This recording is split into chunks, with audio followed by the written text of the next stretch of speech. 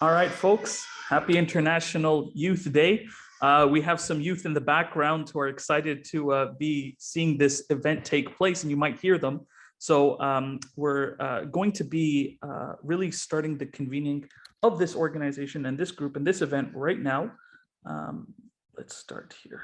So my name is Yusuf Siraj. I'm calling in from the traditional territories of the Coast Salish and Algonquin people here in beautiful Victoria, where we're at as part of the Anti-Racism Roadshow. For today's event, we're really looking at how climate change is a crisis that affects us as a species and is showing no signs of slowing down. According to the National Center for Environmental Information, January 2021 marked the 45th consecutive January and the 433rd consecutive month with temperatures above the 20th century average. As a species, we must unite to preserve this world for not only future generations and ourselves, but for our future ancestors. The key to this is our youth groups. Young people are the leaders. They are the future leaders. They're entrepreneurs, they're scientists, they're doctors, they're innovators, and we can help empower them. We can help amplify their message. And it's essential for every program that we're doing, from anti-racism to environmentalism to social justice, that this is at the core of what we attempt to do. We are co-organizing this event today with the Starfish Canada and Nature Canada to celebrate and amplify youth leaders working at the intersection of environmental and social justice initiatives. Today's youth are really taking a leading role in affecting systemic change in society through anti-racism initiatives, climate change advocacy, and progressive action. I'd like to take a moment now and ask my colleague and our co-organizer, Kyle Imperium from the Starfish Canada, to share a few words as we start. Awesome. Thanks, Yusuf, and hello, everyone. I'm pleased to be coming to you from the territory of the Lekwungen peoples as well, also known as the Songhees and Esquimalt First Nations. We're commonly and more formally known today as Victoria, British Columbia, Canada. I'm one of the co-founders of the Starfish Canada. Sujani Kanasamy sends her regrets. We're excited to be bringing to you some incredible young speakers. We're responsible for some, but not everyone that's going to be speaking to you today. And that's very indicative of the movement. The movement is so big and so bolsterous that even us as a youth-led environmental organization can't quite keep up. And I'm happy that that's the case. I'm really excited for you all to be here. Check us out at thestarfish.ca if you have a chance. I'm just looking forward to the conversations you're going to be having over the next few hours. Thanks for your time. Thank you very much, Kyle. And thank you for helping to bring this all together. It's amazing work that the Starfish does. Your 25 under 25 leading environmentalist programs is awesome. And we always like to highlight the amazing talent and youth that you found. I'm going to pass it on to my friend and colleague, Ibrahim Tayyab, who takes charge of our PR and a lot of our social media work, to maybe share a bit of the background, and then we can hear from him now. Ibrahim, please. Hey, I'm in Victoria with Yusuf and my dad, and we're again on the territory of the Lekwungen people, also known as the Songhees and Esquimalt First Nations, and we thank them for allowing us to work here. So the province of British Columbia's Resilience BC Anti-Racism Network offers a multifaceted province-wide approach in identifying and challenging racism. The program connects communities with the information, support, and training they need to respond to and prevent future incidents of racism and hate. There are 50 plus organizations across the province of the network, including 4 community conveners. US Foundation for a Path Forward is the official BC faith community convener, working in partnership with Resilience BC.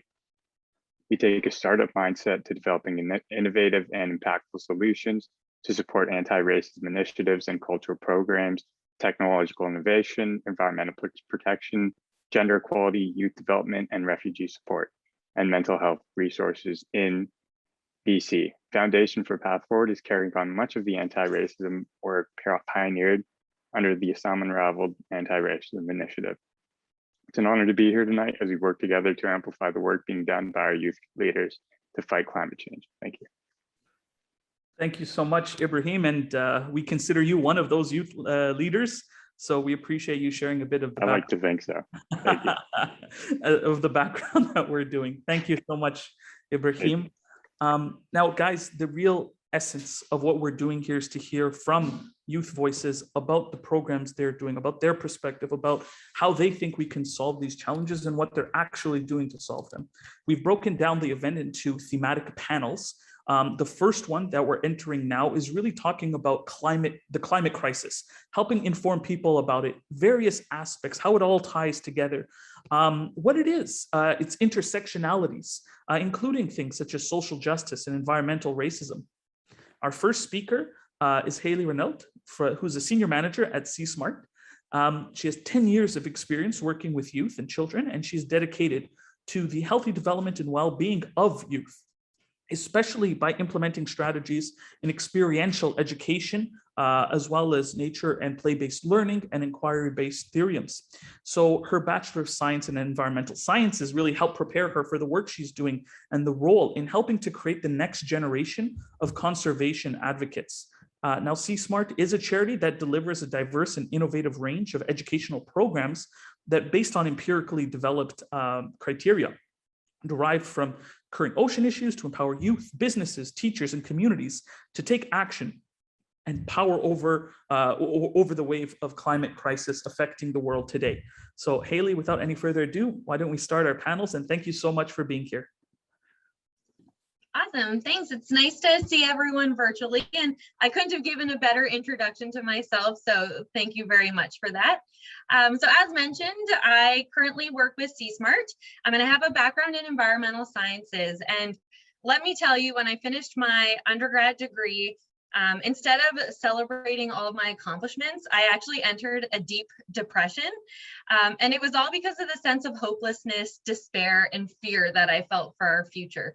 My entire 4 years of study was focused around all the wrong that was happening, and we didn't really get any solutions on what we were supposed to do to fix it.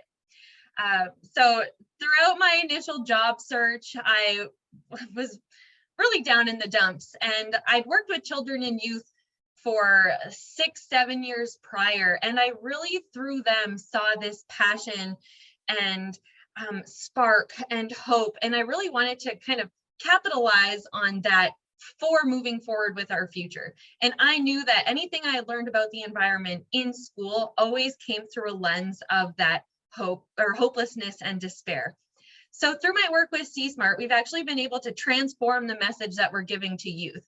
We obviously present them with the threats that our whole environment, but specifically oceans, are facing, especially through the lens of climate change. And instead of just throwing all of these horrible facts at them, we empower them to make a difference. So ways that we do this, we have tons of engaging, hands-on, in-person, virtual, group-led, multi-day, single day, a whole bunch of types of programs where we sit down with our youth, and through inquiry and experiential learning, we provide them with the background context, but it's really all about where their interests are and empowering them to make a difference, either small or large. We've had students that, you know, they are interested in turning their lights off every time they leave a room. And that is a huge start. It seems like a smaller action, but the action that that can have is very impactful, and it's also visible for our students. But then we've also had students that are writing letters to politicians, and we're just kind of in the background egging them on. And the amount of students that I've worked with in the past, there are a huge handful of them that have moved well past the point where I can help and assist them in their journey, but it's really having that mentor-mentee relationship and knowing that there is a whole community behind you driving towards change. So again, we're focused on solutions and action-based programs, and really trying to empower that change within students and letting them know that individual action can make a difference and that there is a huge variety of change that they can take.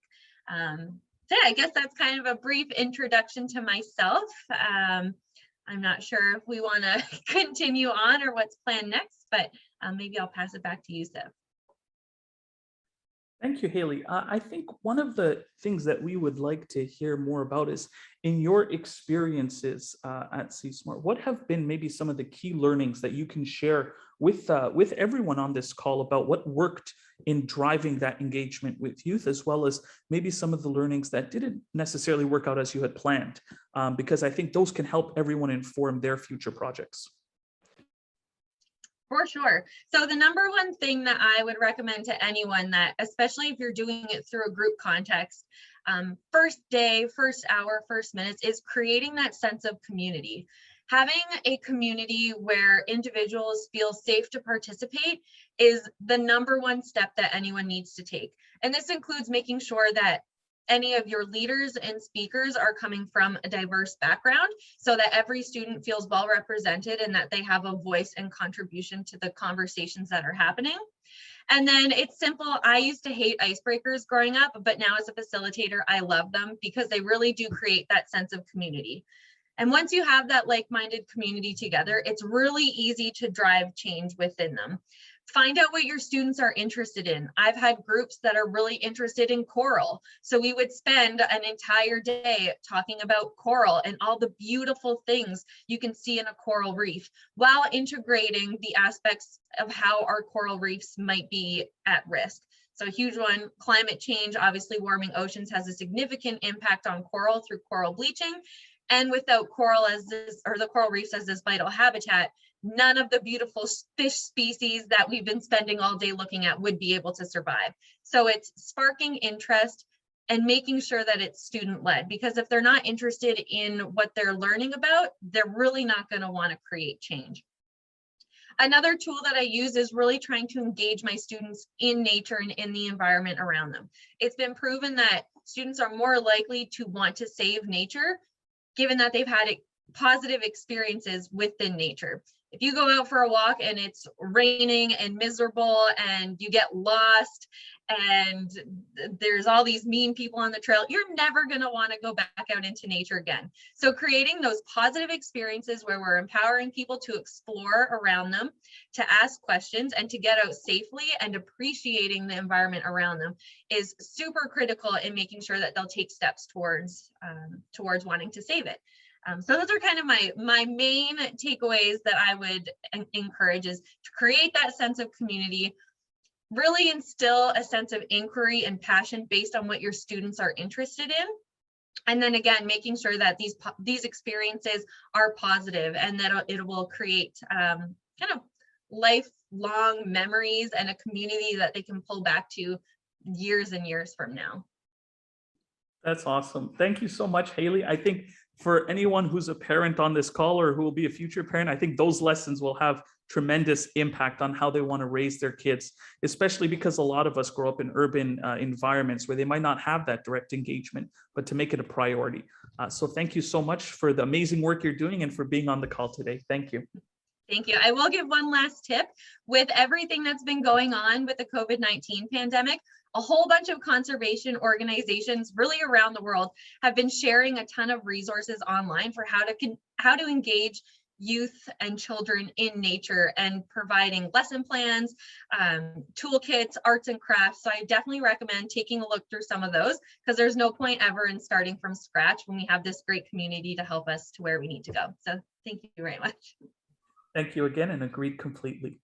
Our next speaker is Tyler Velket. He's the Associate Director for Future Majority, which is a nonpartisan, nonprofit organization that works to really amplify the voices of youth and young Canadians, so that every candidate, politician, and party becomes an advocate for youth priorities.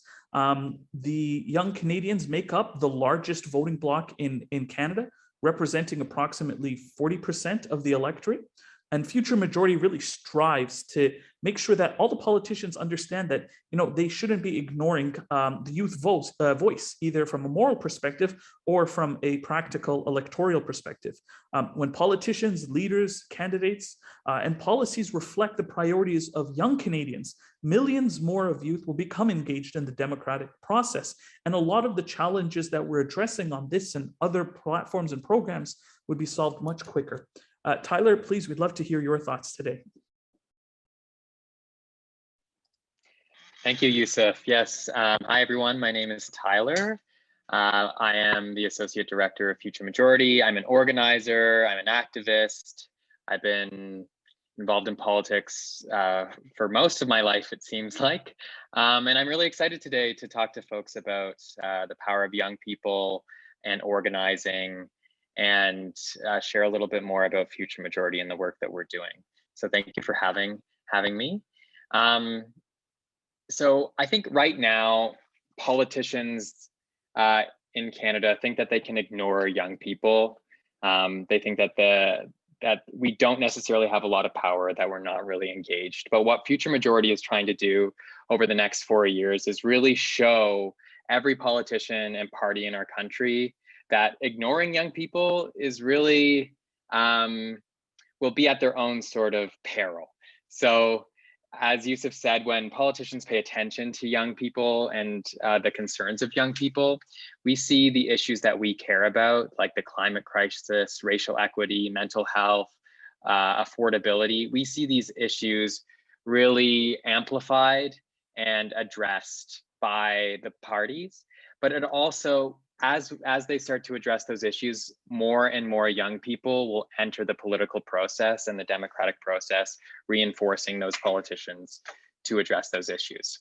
So I'd like to pose a little bit of a question as to why do you think politicians think that they can ignore young people? Well, there's this thing called a negative feedback loop. In Future Majority, we're really trying to break this negative feedback loop. So right now, politicians, they prioritize the concerns of older voters, older generations. And as a result, young people participate less in the democratic process. They vote less, as an example. What we're trying to do is break that negative feedback loop by bringing more young people into the political process.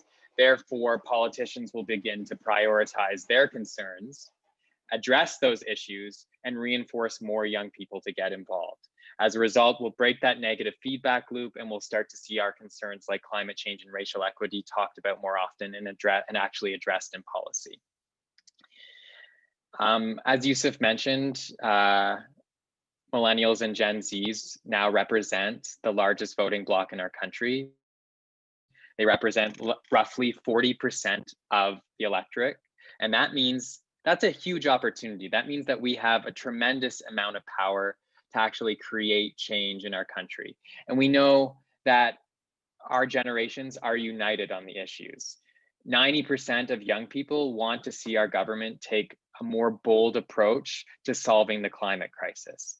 So the more that we talk about it, the more that we are able to amplify our concerns to politicians, the more they'll realize the amount of power that young people have.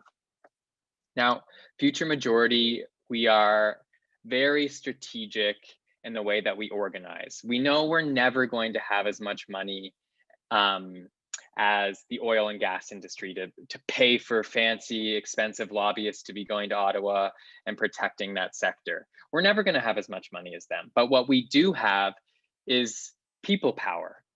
And what we also have, and what we also do effectively at Future Majority, is organizing in the places that matter most to politicians and building that people power in those places. So Future Majority, we really focus our efforts on organizing in strategic ridings where the margin of victory between the top two parties is really narrow. So we organize in ridings where an election is typically decided by 1,000 votes or less, and that have a college and university campus. That means there's a lot of young people there who are easy to access.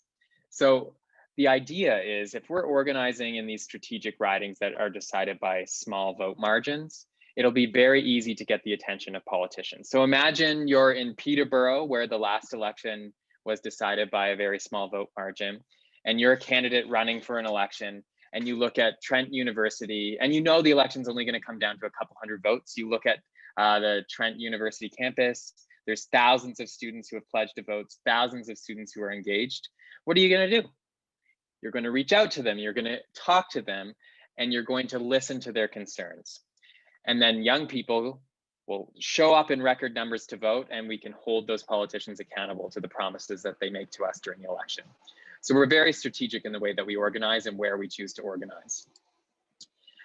we also see that the greatest potential in mobilizing young Canadians are the Canadians who are passionate about political issues and social issues, but don't necessarily see the democratic process or participating in the democratic process as a way to make change. So when you're thinking about millennials and Gen Zs, about 35% of that demographic fit into what we call active support. That's probably everyone in this room. That means people who are passionate about social and environmental issues, who are involved in their communities, involved with an NGO, or who are actively voting and participating in the democratic process. So 35% of millennials and Gen Zs fall into that category. Great. Who we're focusing on are the 55% of millennials and Gen Zs who are classified as passive support. That means that they're passionate about environmental and social issues, but they don't necessarily see voting or participating in democracy as a means to create change. So we focus our effort on engaging those people, bringing them into the democratic process and getting them involved in organizing for climate change or other social issues, because we know the active support, they're going to show up, they're going to vote, they're going to continue to create change. Now, we've been able to test sort of these strategies in our organizing efforts for a couple of years now. We're a new organization. We started just in 2019, just before that federal election. And we were able to hire 25 organizers to be in 25 ridings. We had 120,000 face-to-face conversations with young people about the issues that matter to them. And ultimately, we were able to build a network of 50,000 young people across the country, walk 26,000 of them to the polls, and build up a volunteer base of thousands of young people. And our organizing efforts paid off. We saw a 52% increase nationwide on the campuses where Future Majority organized versus where there wasn't a Future Majority organizer. So actively talking to young people and bringing them into the democratic process is effective. And in 2020, we continued organizing, but we focused more on advocacy efforts. And we had to do it digitally because of the pandemic. And we ran 30 green and just recovery town halls across the country, had over 25,000 people view our town halls, generated a lot of media coverage, had ministers, MPs, MPPs, mayors attend these town halls, and we were able to recruit and train 400 new volunteers, which is huge, continuing to build power in these target ridings. And we're starting to see through our election organizing and our advocacy programming, we're seeing the needle move on some of these key issues. In Thunder Bay with Minister Haidu, the Minister of Health, we were able to organize effectively to have her send a letter to Prime Minister Trudeau, urging him to investigate universal mental health care in Canada. With Minister Monsef in Peterborough, we were able to effectively organize around racial equity and have her strike a racial equity committee within the community to investigate those issues. And with Minister Wilkinson in British Columbia, we were able to organize to have him strike a youth council to inform the ministry on what youth want to see in terms of climate policy to address the climate crisis. So we're starting to see the needle move through our organizing work, which is really exciting for us and for our volunteers. As you know, there's an election just around the corner. We're on the eve of it being called, most likely this Sunday. And I think right now, a lot of Canadians probably don't want an election. They're very hesitant about having an election. And that's totally understandable. And I think there is a unique opportunity right now with this election because the issues of the election have yet to be defined. Young people can help define those issues. We can make sure that the climate crisis and racial equity and mental health and the issues that we care about are front and center in the conversations that are happening by doing effective organizing. And we can really make sure that we set the tone of the election to make sure conversations are happening about the things that we want them to be happening, to be talking about, and also set the tone for whoever forms the new government to be more bold on those issues that we care about. So despite this being a pandemic election and a lot of hesitancy towards that and concern, there is a big opportunity, as in any election, to organize, to raise our voices, and to make sure that our concerns are being amplified and heard by by politicians. And so we're going to continue to organize for this election, and we have a lot of really exciting goals set for both hybrid sort of digital and in-person election in our target ridings. We're going to continue to organize around climate change, mental health, affordability, and racial equity.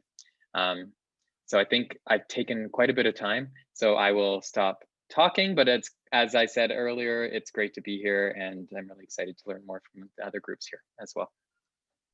Thank you so much, Tyler, and thank you for sharing the work that you guys are doing. It's so incredibly important to always remind ourselves that the electoral process is a key part of change. It's a key part of how we get to where we collectively want to be. There's many parts, and that's part of what we're trying to do at this event, is to highlight the intersectionality of the work being done, to see each other's programs, to better understand, and to better build programs together to help address these things. And what you guys are doing is awesome. It's appreciated. And again, like, thank you for that. And if there is most likely an upcoming election, I'm sure we'll hear a lot more about your guys' work. So our next speaker for this panel is going to be Shir Gruber, who is a program coordinator at Foundation for Environmental Stewardship, as well as the regional director at Sustainable Youth Canada. Shir is a student at McGill University, doing a Bachelor's of Science in Environmental Sciences with a computer science minor, which I think is a great combination there. She is the regional director of Sustainable Youth Canada in Montreal, where she creates youth-led environmental initiatives that cater to the local needs and participatory action research. She is equally a program coordinator at the Foundation for Environmental Stewardship, where she works to mobilize youth to move the needle on the Sustainable Development Goals. So those are the United Nations Sustainable Development Goals for humanity. She has 5 years of community activism experience. Her first environmental advocacy project was reforming her college's waste management system in 2017. Which is such an important thing. We never think about all the different parts at play in how to progress and move forward with this, and that is a huge one. She is a TEDx youth speaker, as well as an author of academic chapter named A Framework for Grassroots Environmentalism in Academic Settings. So thank you so much for joining with us here today, Shir. Please, it's all yours. Thank you so much for the lovely introduction. And hello, everyone. I'm just going to start with a land acknowledgement because I think it's appropriate. So I'm situated on traditional territory of the Kenyan-Kehaka, a place which long served as a site of meeting and exchange among many First Nations. I recognize and respect the Kenyan-Kehaka as the traditional custodians of the lands and waters on which I stand today. I just always think that's really important to acknowledge, as we really are from all over Canada. So yeah, I'll say a little bit about myself. Hi, I'm the Regional Director of Sustainable Youth Canada, as Yusuf so kindly said. At Sustainable Youth Canada, we are demanding bold leadership and climate justice by building capacity for a just transition of society towards sustainability, and advocating for not just systemic change on a municipal or community level, but ultimately serving as a pilot project or a model for other places. And we, above all, are empowering youth and youth voices, especially those that are not often heard. We really search to uplift. So yeah, I'll say a little bit about some of our programs there. At Sustainable Youth Canada, we do a lot of participatory action research. Now, what is that? It sounds like a mouthful. Well, basically, it means that you're working with the community to do research on something that matters to them, and you're creating change via your research. So often, traditionally, people are very separate from science, right? You're observing versus really interacting with whatever it is that you're researching.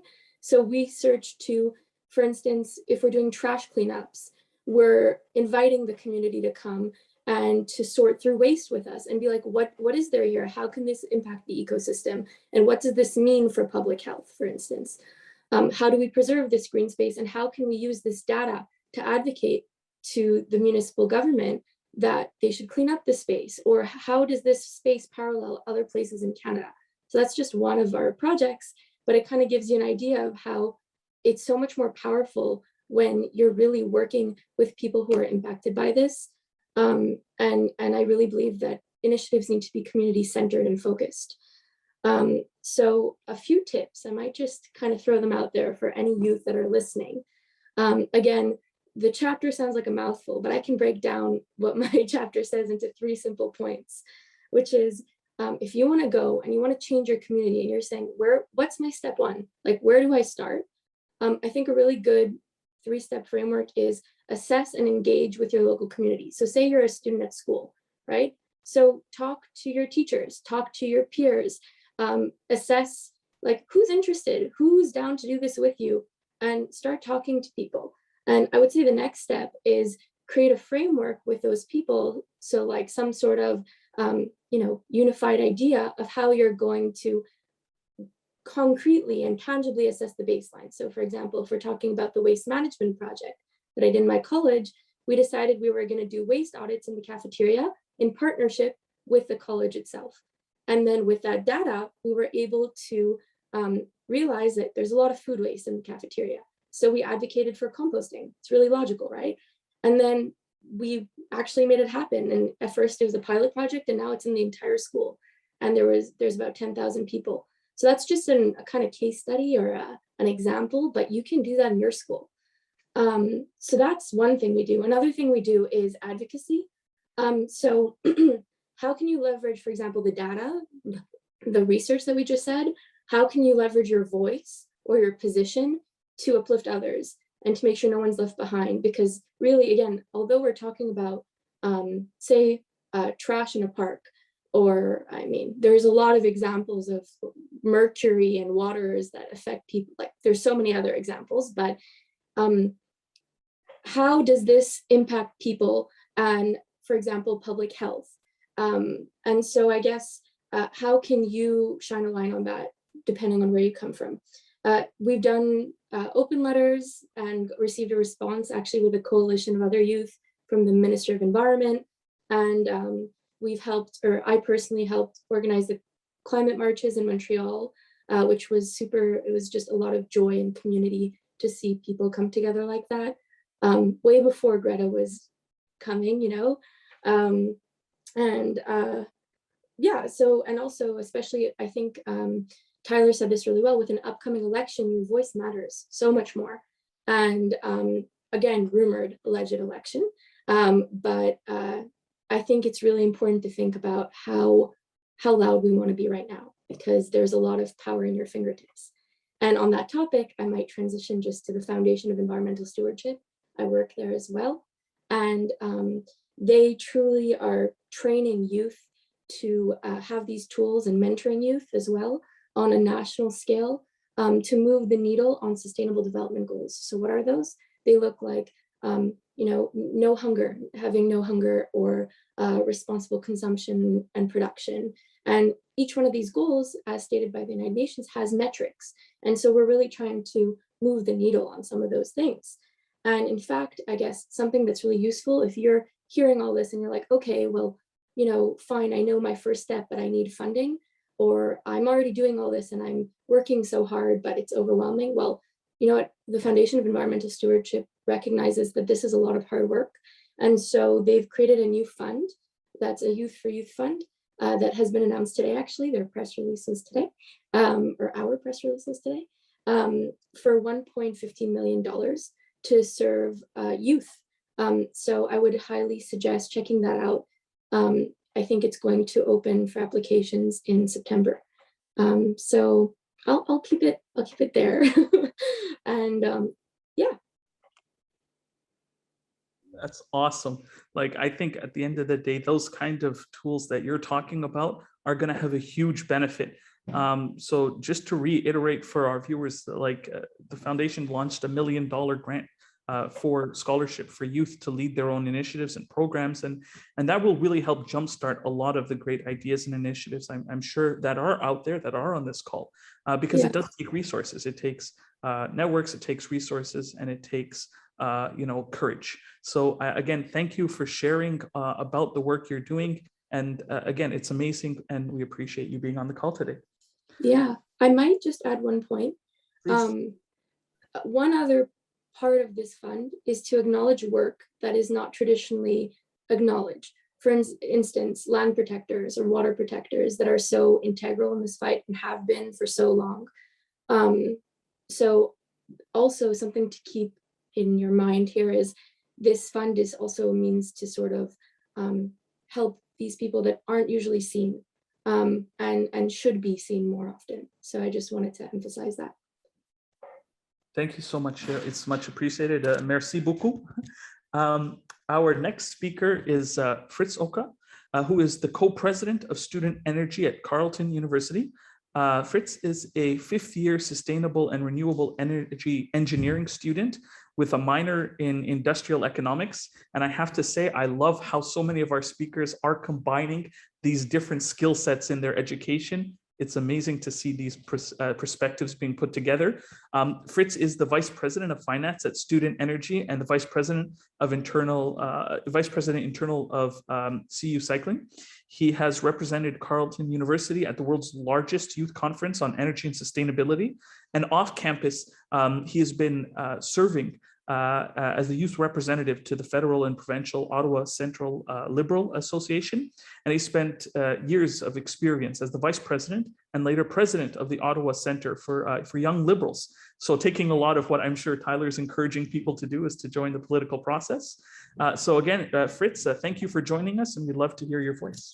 Yeah, thank you so much, Yusuf. And honestly, with what you said early on, there's a couple points that I think will be even great to touch on with how things is happening with education in terms of more and more people looking to make things more multifaceted.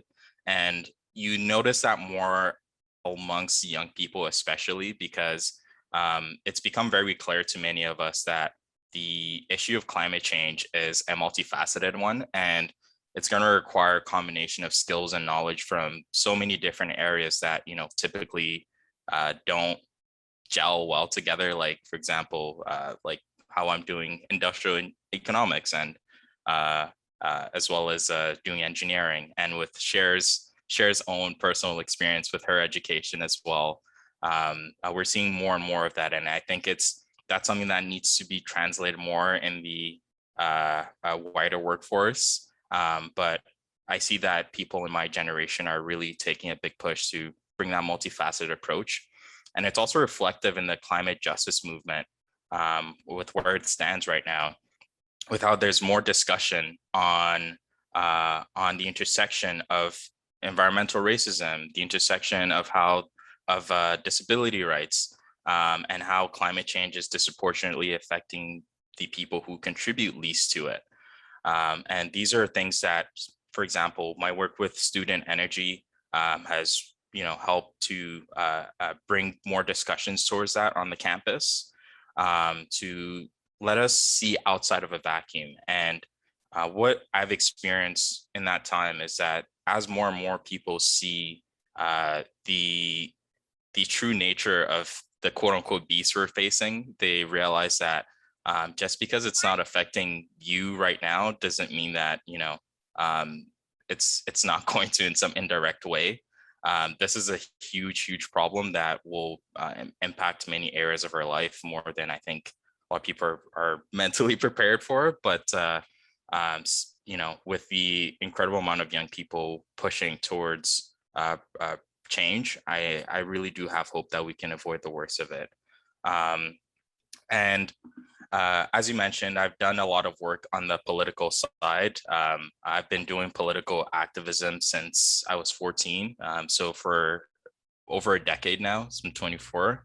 And like Tyler was saying earlier, one thing that really affects the political atmosphere, especially in Canada, well, typically, honestly, all over the world, is that young people are painted as apathetic.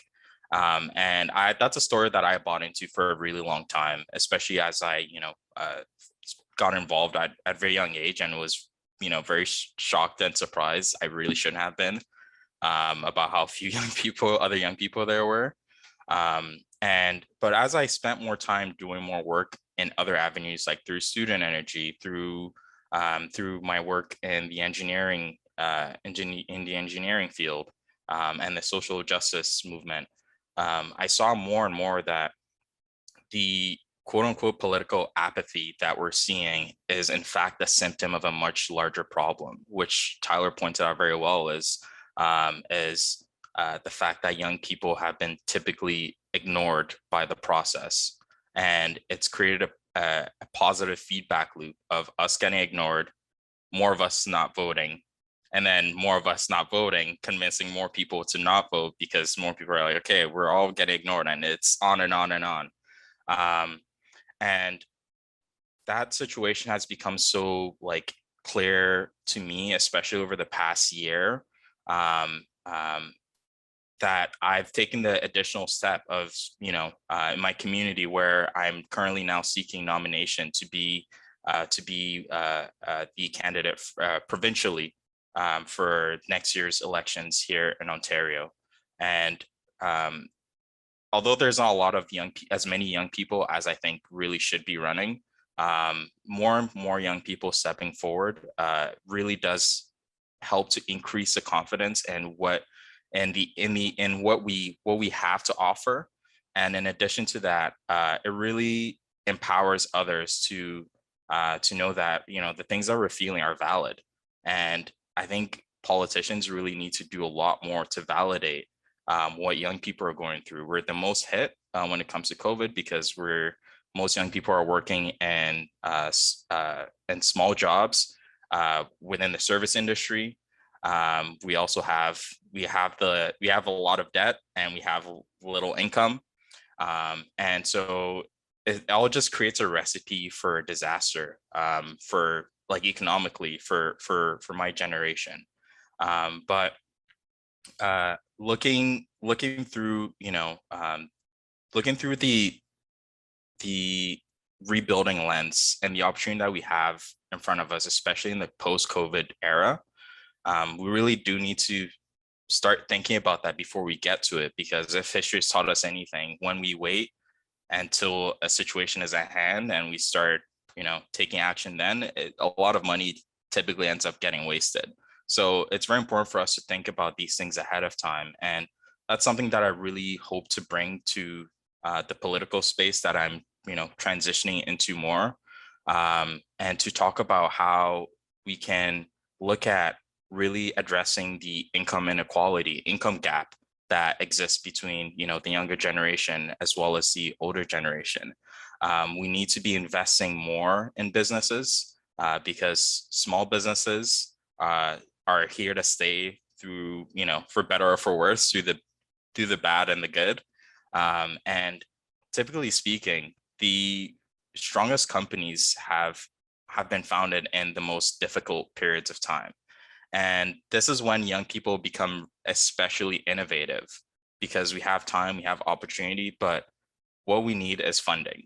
And government needs to play a big part in providing the funding to support a lot of the really amazing sustainability ideas that I know so many of us have to put forward. And through my work in student energy, I got to work closely with some of these small businesses. One of them focusing on taking the profits from the apparel that they sell to fund community projects like retrofitting lighting and so on and so forth. So there's really so much that young people have to offer in terms of innovation and ideas, and it starts with investing in us. And we really need the support in order to do that. But now more than ever, we have the opportunity to show that young people really do matter. Young people have value in our system, and our issues are worth addressing. Because when young people talk about their issues, it often ends up intersecting with the wider community at large. And these are things that we need to be thinking about more and more as we enter the rebuilding phase after this pandemic. So yeah, I'm gonna pass it back to you, Yusuf. And yeah, thank you so much for the time. Really appreciate it. And thank you for I mean, it's amazing what you're talking about, because we see this a lot being discussed nowadays, and I mean literally now, which is the post-COVID pandemic, the post-COVID rebuilding, whether it's the green recovery or whether it's the social just recovery. So those are concepts that youth leaders, youth politicians, as well as our allies, many of whom are on this call today, we need to really bring this to the forefront. This is an opportunity to really shift the trajectory of where we were going. So thank you for highlighting that and for talking about it. Our next speaker is Nelly Jimenez, who is the senior campaigner at leadnow.ca.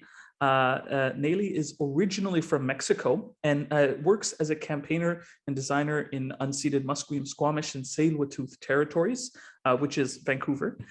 She has been organizing for climate justice locally and internationally for the last 7 years, mostly focusing on opposition to the fossil fuel expansion, as well as migrant justice, which are intimately tied with one another. She has a background in communication design and has dedicated most of her creative career to projects related to social and environmental justice. And Lead Now is a social media company that really brings ideas and concepts and news to the public and to youth, which is affecting all of us. So thank you so much for joining us, and we look forward to hearing from you, Nelly. Hi, thank you so much for having me. I'm really honored to have been asked to speak here today, not just on behalf of Lead Now, but again, as a young person who has been doing this work for a while and just knowing how overwhelming these topics can be, but that is very important for us to mobilize. So yeah, kicking off, Yusuf mentioned that I'm based in the Musqueam, Squamish, and Tsleil-Waututh unceded territories. I want to acknowledge the land I'm on. I think when we're speaking specifically about climate justice, it's very, very important for us to not only acknowledge the land, but center Indigenous rights and Indigenous sovereignty, because as we're seeing right now, as we have seen for decades, when it comes to climate impacts, it is those Indigenous frontline communities who are impacted the most. We're seeing it right now with wildfires. And also right now, I think here in so-called Canada, we're going over this really strong sense of reckoning with colonial history and genocide of Indigenous people. So I think it's very important for us to acknowledge that and also recognize that this is lifelong work, that it's not just when the news cycle is talking about it and then we move on. We don't get to move on. We have to do this work constantly, and we have to show up in solidarity, which I think a lot of people here are very like-minded and are taking action and supporting communities. But I think it just, has to be said, I think, over and over again, that that's our responsibility as settlers. So a little bit about myself and why climate justice. So I was born and raised in Mexico. And when I first heard about climate justice as a concept, I was very overwhelmed. I think like a lot of us have been when we hear about it for the first time. But I think the main thing was just realizing that the most vulnerable communities in my own country, which is a country that relies really heavily on agriculture and even oil extraction, were going to be heavily impacted by climate impacts. And that was very overwhelming. It was that shift from hearing about climate change and caring about it, but also realizing that we would not meet our targets to the scale that we have to, or to respond to the crisis to the scale that we have to, unless we frame it from a human rights perspective. And so that's why I decided to dedicate my life to this fight, which is not easy, but there's also a lot of joy and community in it. And usually when I get asked to speak about these issues and share my thoughts, I think about that tone. Right now, I think it's really hard for us to keep a passive voice when it comes to climate. I mean, we're all experiencing impacts. It has become deeply personal here in Canada. The effects of climate change, we're seeing it in BC. I mean, we have been seeing it for the past few years, but especially this time. And it's really hard not to be enraged. It's really hard not to feel anxious. It's hard not to grieve the fact that there are these massive systems like capitalism and colonialism that are fueling this crisis that is disproportionately affecting our communities of color. And so it's hard to like not focus on that. It's hard not to think about the governments in power who are okay declaring a climate emergency one day and then approving a massive pipeline the next day. It's hard not to think about all the communities who don't have access to drinking water in a country as wealthy as Canada. But despite all of that, we really need to hold on to the fact that we know that a better future is possible, that we truly believe that, and that we're all here to fight for it. We wouldn't be on this call, we wouldn't be talking about all these ideas and ways to mobilize if we didn't truly believe that. And so I just want to like remind everyone that in this moment where we're overwhelmed by really dire climate news over and over again, and not just climate, but the pandemic and inequality, we need to really remind ourselves that we're part of this huge movement that really is mobilizing itself through love and compassion and community, and that a better world is possible. And so I just find that grounding every time, because it is hard not to be, you know, angry, frustrated, worried, but at the same time, it's important for us to feel all that and turn that into action. And I think that reflects what everyone before me has said so far. And to me, that's what climate justice is about recognizing that we all have there's a lot at stake. We all have something to lose, but it is ultimately a lot of those communities who have very little to do with who had very little to do with the crisis, who are being impacted the most, and who are the ones who are suffering the most, especially in the global South. And so it's very evident, of course, that yes, we all have something to lose. We're experiencing it right now. Like I said, we're seeing, you know, communities having to flee their countries only to be met with violence at borders. We hear stories about sea level rise, like that's happening. It's not some distant dystopian future. It's happening right now. We're living it right now.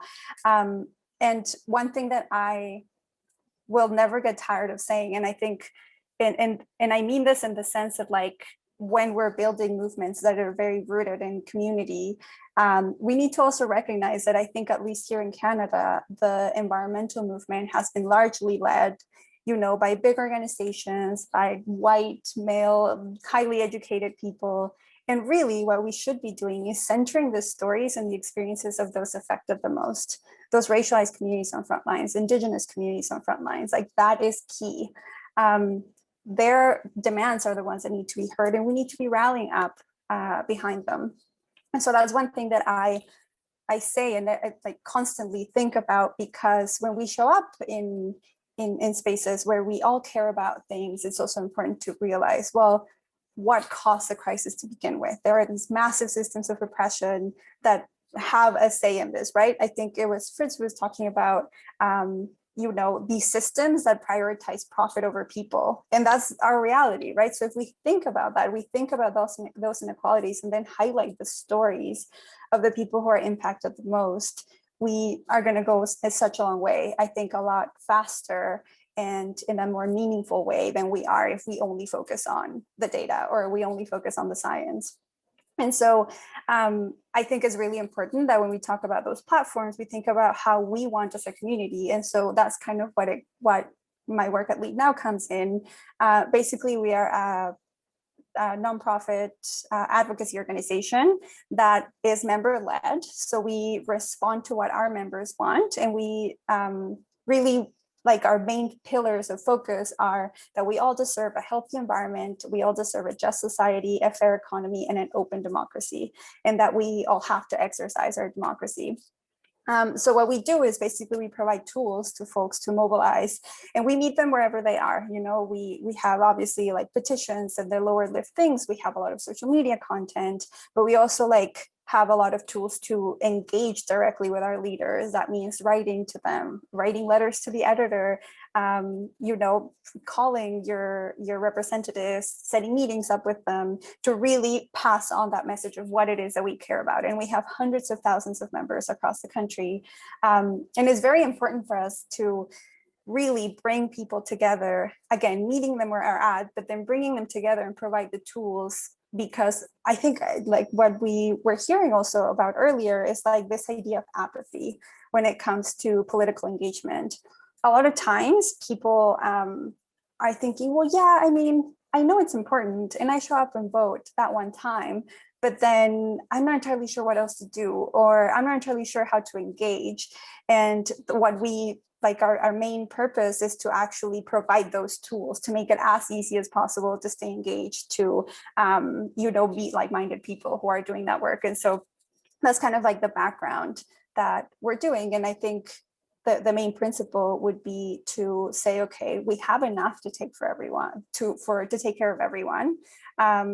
I think someone else was speaking about this, especially in the last year and a half.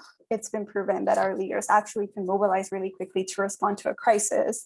And so we want the same in terms of climate. So we are mostly working on campaigns around climate, just transition away from fossil fuels, obviously this just recovery past COVID, and tackling income inequality. And so those are our focus. But again, because we're member-led, that means that we hear what the hundreds of thousands of people across the country care about, and then we campaign based on that, like long-term, short-term, and rapid response to whatever is happening. So that's a bit of that work we do. But I think just to bring us back to ourselves as youth, I think it's very important to remember that our skills are valuable. And I think a couple of people have raised this already, because I was one of those people who, before I was involved or active, I always had this perception that I needed a very specific set of skills. And I'm a designer. I mean, I went to art school. I did not see myself or my skills fitting into this sort of movement space before I even joined it. And I think I was held back by thinking, oh, but I don't have an environmental science degree, and I didn't go to like a fancy school that tells me all about climate science or anything like that. And really, that's such a misconception, because I think, like Tyler was saying earlier, the point of it, especially with youth and all the vibrant and creativity and like all the energy that we bring to the table, is that we all have very different skills and passions and interests, and that they're all extremely valuable to the movement. Doesn't matter what it is. I then found finally that connection between, design and art and climate, and just how important that is, how important it is for storytelling, how important it is for us to communicate our message through, beautiful design and art, and bringing communities together. So I think that the two things that I would say that I wish are like the takeaways are obviously that all of our skills and passions are extremely valuable, and not just valuable, but needed in the movement. Like someone else was saying earlier, a lot of that work is unseen. We need the people who are cooking on the front lines. We need the artists, we need the builders, we need the scientists, we need the mathematicians, we literally need everyone. So I hope that that's the main takeaway, that no matter what those skills or passions are, they are needed in the movement, and that everything we fight for is connected. Like I said, we are really fighting against this massive status quo system that was built to really like push some of us down, prioritize the growth and profit of a few at the top. And we're fighting against that. So yes, individual action is extremely important, but we have to remember, like, these are big things. And so by showing up in advocacy spaces and like in the streets and in community, we actually are unstoppable. And so if we think about that as a collective, that our struggles are collective, that's how we win. And so I think that's just the main takeaway that I wish like you take with us, no matter what it is that your background is or what your skills are, there is a place for you in the movement. And if anything, as youth, I think we'll have a huge responsibility to show up with that creativity and that energy, because it is our future on the line. I think we all recognize that. And what I find is that we don't need an army of experts. What we need is just really passionate people who are willing to put all their energy and passion into really tackling these massive problems that we're facing. But I think the strength of it is like building really dignified communities that thrive, because we all have different skills and passions. And so that's the main thing that I would like to say. And just keep joining all these amazing movements and organizations. Like everyone's been speaking about 100 different ways to plug in.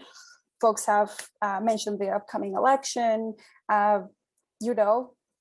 We need to show up in mass numbers as the biggest voting bloc, but it doesn't end at the ballot box. We show up, we put our demands at the forefront, but it doesn't end there. Once the ballot box closes, we got to organize. And so that's the thing, and those are the tools that we provide, but just in general, like it doesn't end at voting. That is just a first step to this bigger picture and bigger movement that is amazing. And it's, yeah, again, fueled with love and compassion and community. And so I really hope that you mobilize politically, but that you're also ready to, you know, create community within this movement when we're fighting for climate justice. Thank you so much, Nayli. You touched on so many awesome and important aspects of what this cause is all about. What really touched me was that when you were saying you don't need a specific skill set, you just need to believe in it and have passion and go and do it. And I think that's something that we need to always remind each other about, that it's really, you know, you can always train skills, but attitude and belief and dedication are something intrinsic to a person. And that's, if we find people like that, that's gold. So, you know, again, thank you for highlighting that, as well as the amazing work that you're doing to really bring forward these solutions. I look forward to connecting on other projects. You have a great attitude, and I appreciate you spending time with us and sharing the work you're doing tonight. Thank you so much. Thank you. And now we're going to just take a break from the panel and look to hear from some of the voices of youth allies. Our first speaker is the Honorable Nikki Sharma, the Parliamentary Secretary for Community Development and Nonprofits in British Columbia. Nikki was a lawyer whose practice focused on representing Indigenous people, including residential school survivors, which allowed her to advocate for her clients on many levels of the legal system, including all the way to the Supreme Court of Canada. She was elected to the board of Van City Credit Union in 2016, where she served as both board vice chair and the chair on Climate Justice Working Group. She is also a past chair of the Vancouver Parks Board, where she was involved with environmental stewardship and education task forces. In these roles, she really worked to improve her community and make life better for, you know, people and our planet. She was elected to the Legislative Assembly of British Columbia in the 2020 general election, representing Vancouver Hastings riding.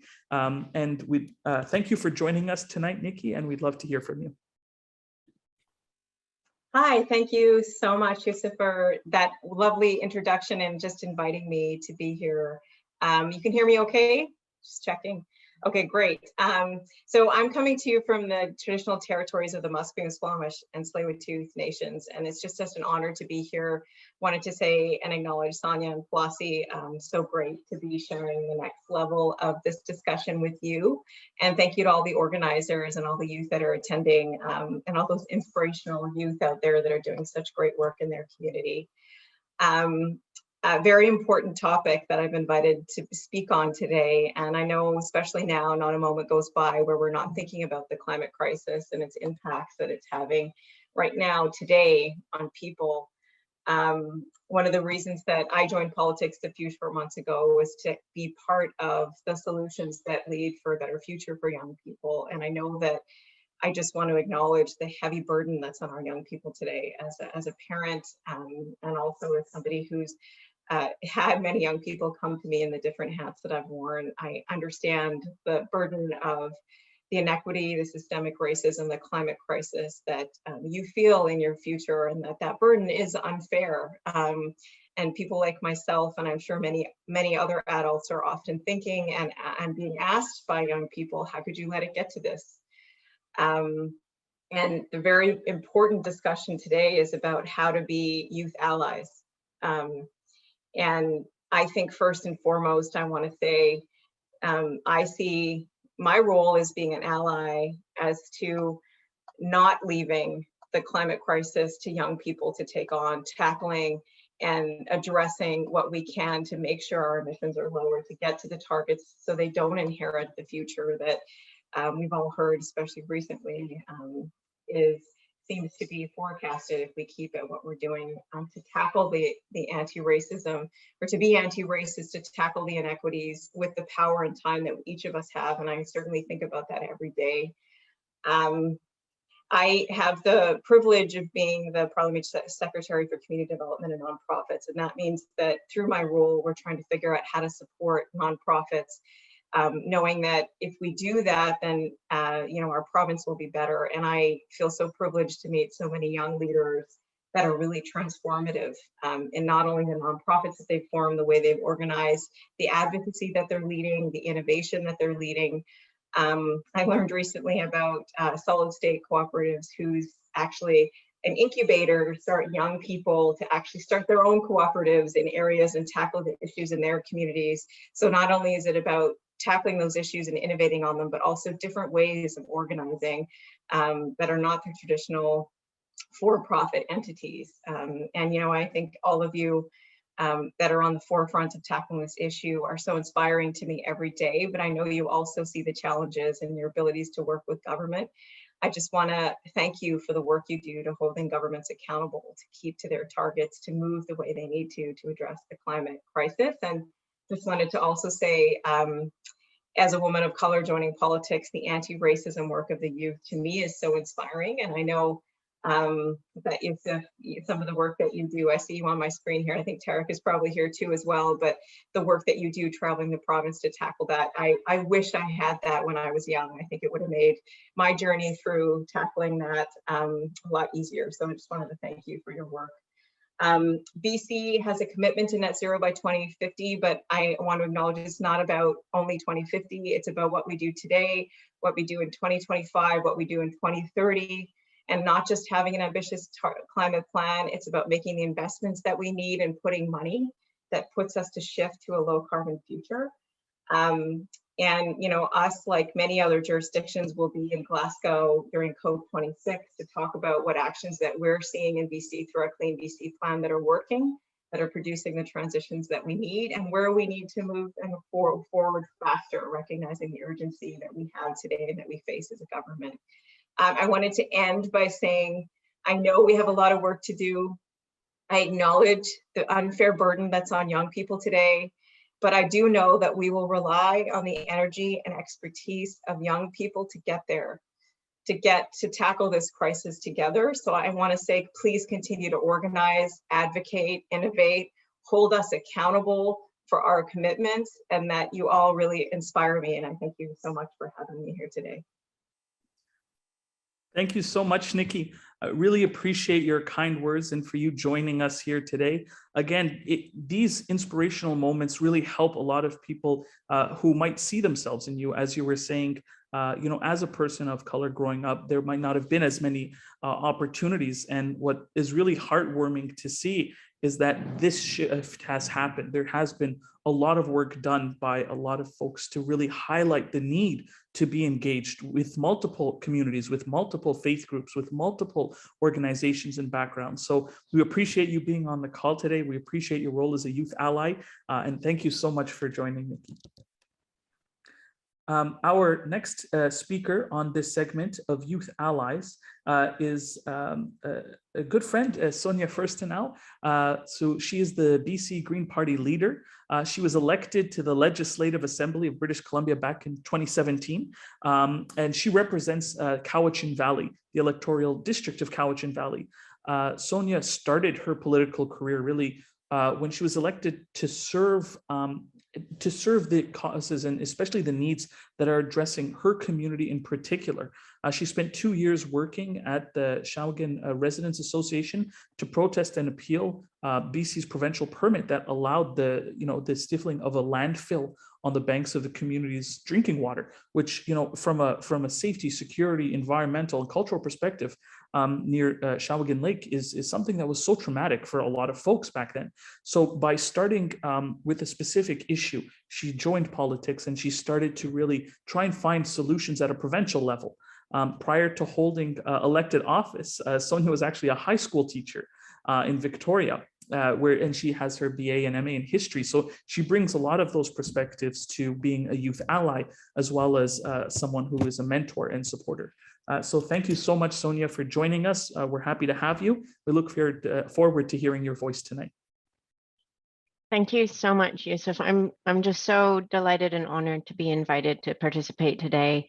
I'm coming to you from Coast Salish lands, the unceded territory of Cowichan tribes and Malahat. And I think as all the speakers before have acknowledged and recognized, it is very important that we continue the work of both understanding the impacts of colonialism and the ongoing impacts that colonialism, capitalism, the way we use the lands, the way we extract resources, and that those are impacting, as we've heard from speakers already, Indigenous people, racialized people, first and foremost, and the work we have to do to restore relationships, restore our lands, restore water is big work, it's important work, but I can think of nothing more purposeful to come together about than this work.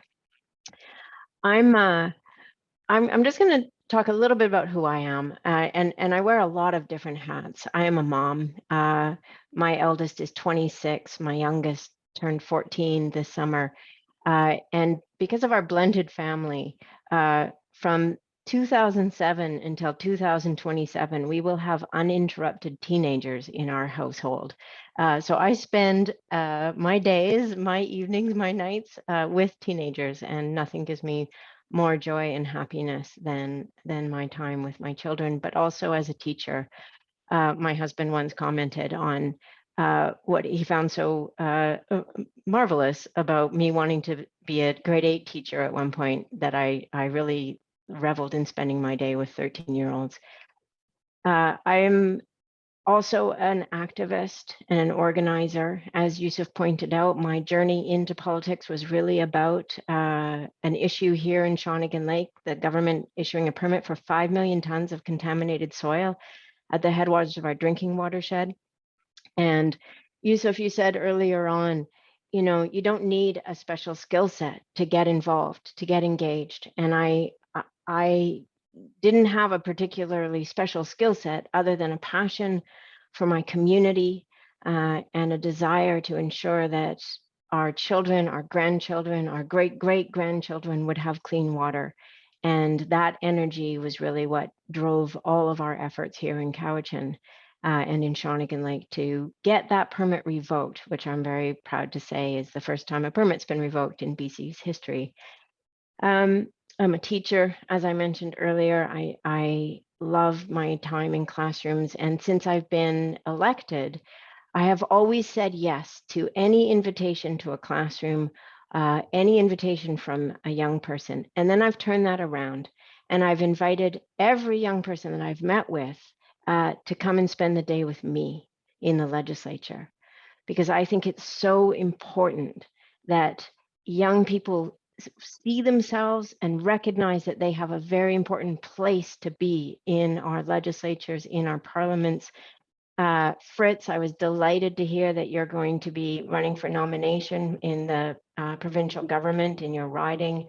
Before COVID was I was doing the shadows with young people, and the last young person, my 35th in 3 years, to shadow me was Kate O'Connor.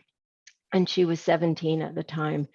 And Kate went on to run in the provincial election in 2020 as a BC Green candidate, the youngest candidate in BC's history. She turned 18 about a week before voting day. Kate got 20% of the votes in Saanich South where she ran. She got over 5,000 votes. She was an amazing candidate. And she really demonstrated why we need young people running and being a part of our electoral process. It's not enough to just get involved. I encourage everybody to also run. Our legislatures, our parliaments are not diverse enough. They're nowhere near. It's wonderful, that we see more diversity. And Nikki, you're a great example of this. But we do not reflect our population. We do not reflect our country back. I want to reflect a little bit what I've heard today, because I've been really inspired by the speakers so far. And I've been really inspired by the themes that have come out. Haley, when you talked about feeling hopelessness and despair, but then countering that by recognizing building community is the way out of that hopelessness and despair. I couldn't agree more. In our efforts in Shawnigan, we recognized we couldn't be fighting against something. We had to be standing up for what we loved and what we saw as our future. And that was a strong, connected community. Shir, when you talked about grassroots, environmentalism, and a demand for bold leadership, again, I couldn't agree more. We are long past the time, and especially the moment we're living in right now. The air is smoky here on Vancouver Island. We are in another heat wave right now. We had the IPCC report come out that says code red for humanity. We are long past the time that politics as usual is going to serve the purposes and the needs that we face today and the challenges that you as youth are inheriting. And so I agree wholeheartedly that we need bold leadership. Fritz, I really liked you talking about political apathy and the fact that there is a real risk, and I feel this risk. I'm very worried about this risk of young people becoming disengaged, throwing their hands up in the air and saying, it doesn't matter who we vote for, it all turns out the same. They might promise one thing when they are running, and then when they get in, they do the opposite.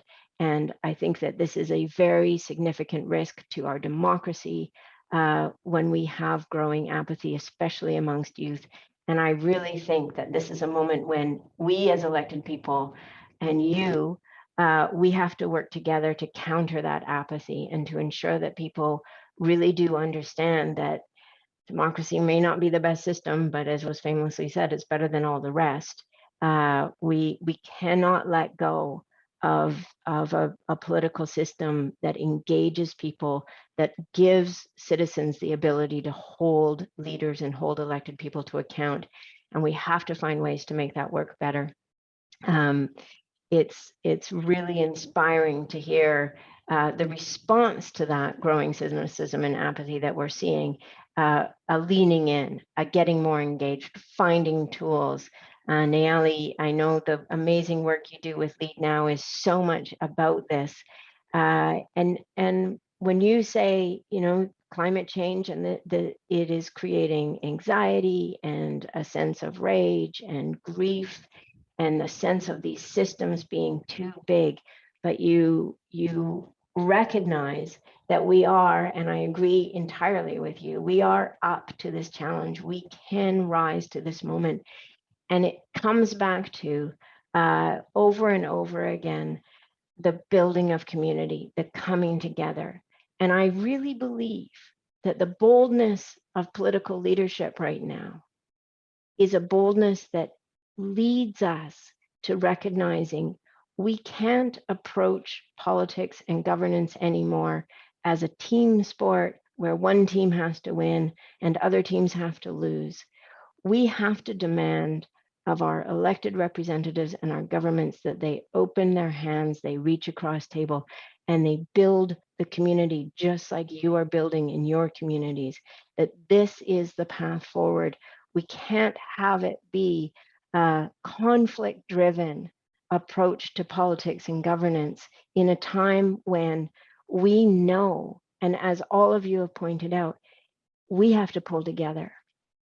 We have to demonstrate leadership that brings people together. We have to demonstrate leadership that says we cannot use tinkering around the edges at a moment of climate crisis as a way forward. We have to actually sit down at the table, bring all of our solutions to that table, and work out how we are going to work together to implement those solutions, those transformations, as quickly as we possibly can, because this is what the moment we're in calls on us to do. And so I just want to wrap up by saying I am delighted to be here. Yusuf, Abraham, your leadership is incredibly inspiring. You are building community across this country every time you host these events and bring people together. I am so grateful to you for what you're doing. And I think that it is a model of what is needed everywhere. And to all of the speakers that have spoken already, I have to tell you, you've lifted my spirits today. It can be a bit challenging when we as you said, Nayali, when we are seeing these effects of climate change. but I feel more hopeful now than I did before this event started. And I'm very grateful to all of you for what you're doing and what you're bringing to the table. Thank you so much. Thank you, Sonia. You're the one who's doing the real work, and we really appreciate how you take such a care for youth and bringing them into the legislature, showing them, mentoring them. And, you know, again, what we're doing is a team effort. So whether it's my colleague Tarek Tayab or Ibrahim or myself or any of our team, you know, again, we can only accomplish what we do together. And so we thank you for those kind words, Sonia, and for sharing space and time with us tonight. And it really warms my heart that, you know, this has been an uplifting experience, because sometimes, again, you know, this is here in Victoria, actually, there's the air is filled with smoke from the fire in Duncan. So it's like we see this across our province, that the threat is so real, it is so urgent, it is so now. But we always have to maintain hope, and we always have to, with, you know, energy, as they say in Arabic, himma, right? Enthusiasm, keep working and moving forward together to build these solutions. So thank you so much, Sonia, for joining us today. Our final speaker on the Youth Ally panel is Flossie Baker, the lead organizer from the Sierra Club BC. Flossie is a climate justice organizer, and her passion is supporting different communities to engage in building a new story about the future we face. She trained as a community organizer under the Industrial Areas Foundation, the oldest community organizing network in North America, and brings stories and lessons in organizing across the world, from the UK, from San Francisco, from Victoria and Vancouver. And she now focuses on building the relationships with unions and faith traditions. Flossie, thank you so much for joining us. It's always awesome to see you. Please go ahead. Thank you, Yusuf. Thank you, everyone. Thank you, Sonia, Nikki, for all the heart that you just brought to the last 20 minutes. I'm calling in from unceded Musqueam, Squamish and Tsleil-Waututh territory today, and I'm representing Sierra Club BC, which is one of this province's oldest environmental organizations. And with that comes a lot of responsibility, working with an institution that is that old. I think we're 51 years old. Comes with a lot of painful baggage, and it has a lot of repair work to do. And so before I start, I just want to post a document called Balancing the Canoe in the chat box, which is Sierra Club's accountability statement, accountability document, and recognizing our role in calling for the creation of national parks, which disregarded a lot of Indigenous jurisdiction and governance. So I'm just going to pop that in the chat right now.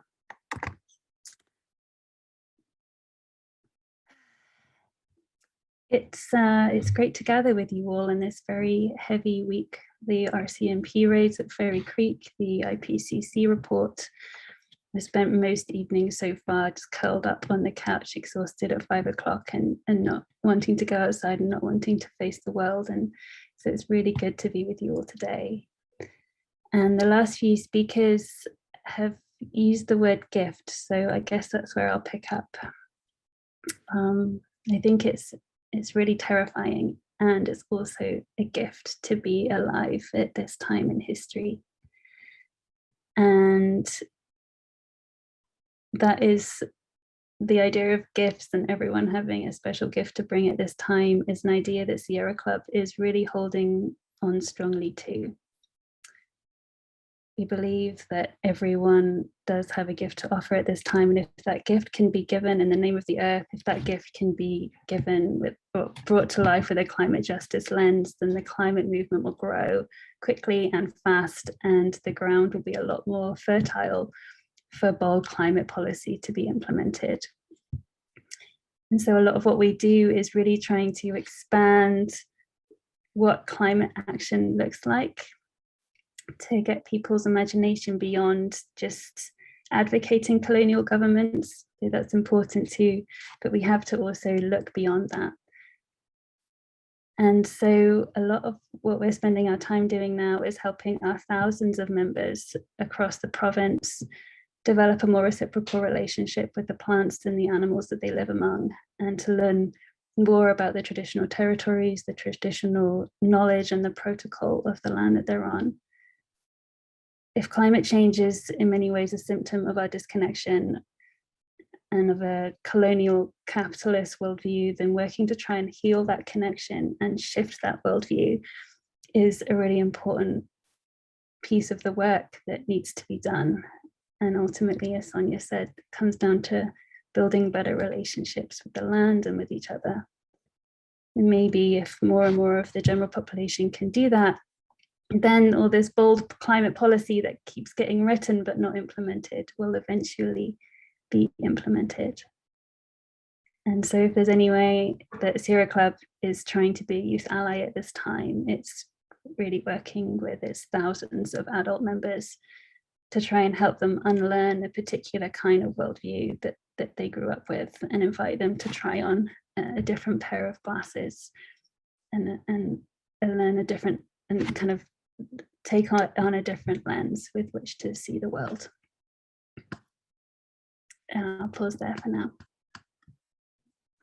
Thank you so much, Flossie. I know it must have been a very difficult week for you. And one of the challenges, I will say, in this work, as well as in a lot of the work that my colleagues and I and a lot of us on this call do, especially at the intersection of a lot of social and environmental issues, is how to keep the spirits alive and how to stay how to stay optimistic and motivated when we're bombarded with challenges, when we see our friends being arrested, when we see, entire forests being cut down, or where we see a lot of the relentlessness of negativity.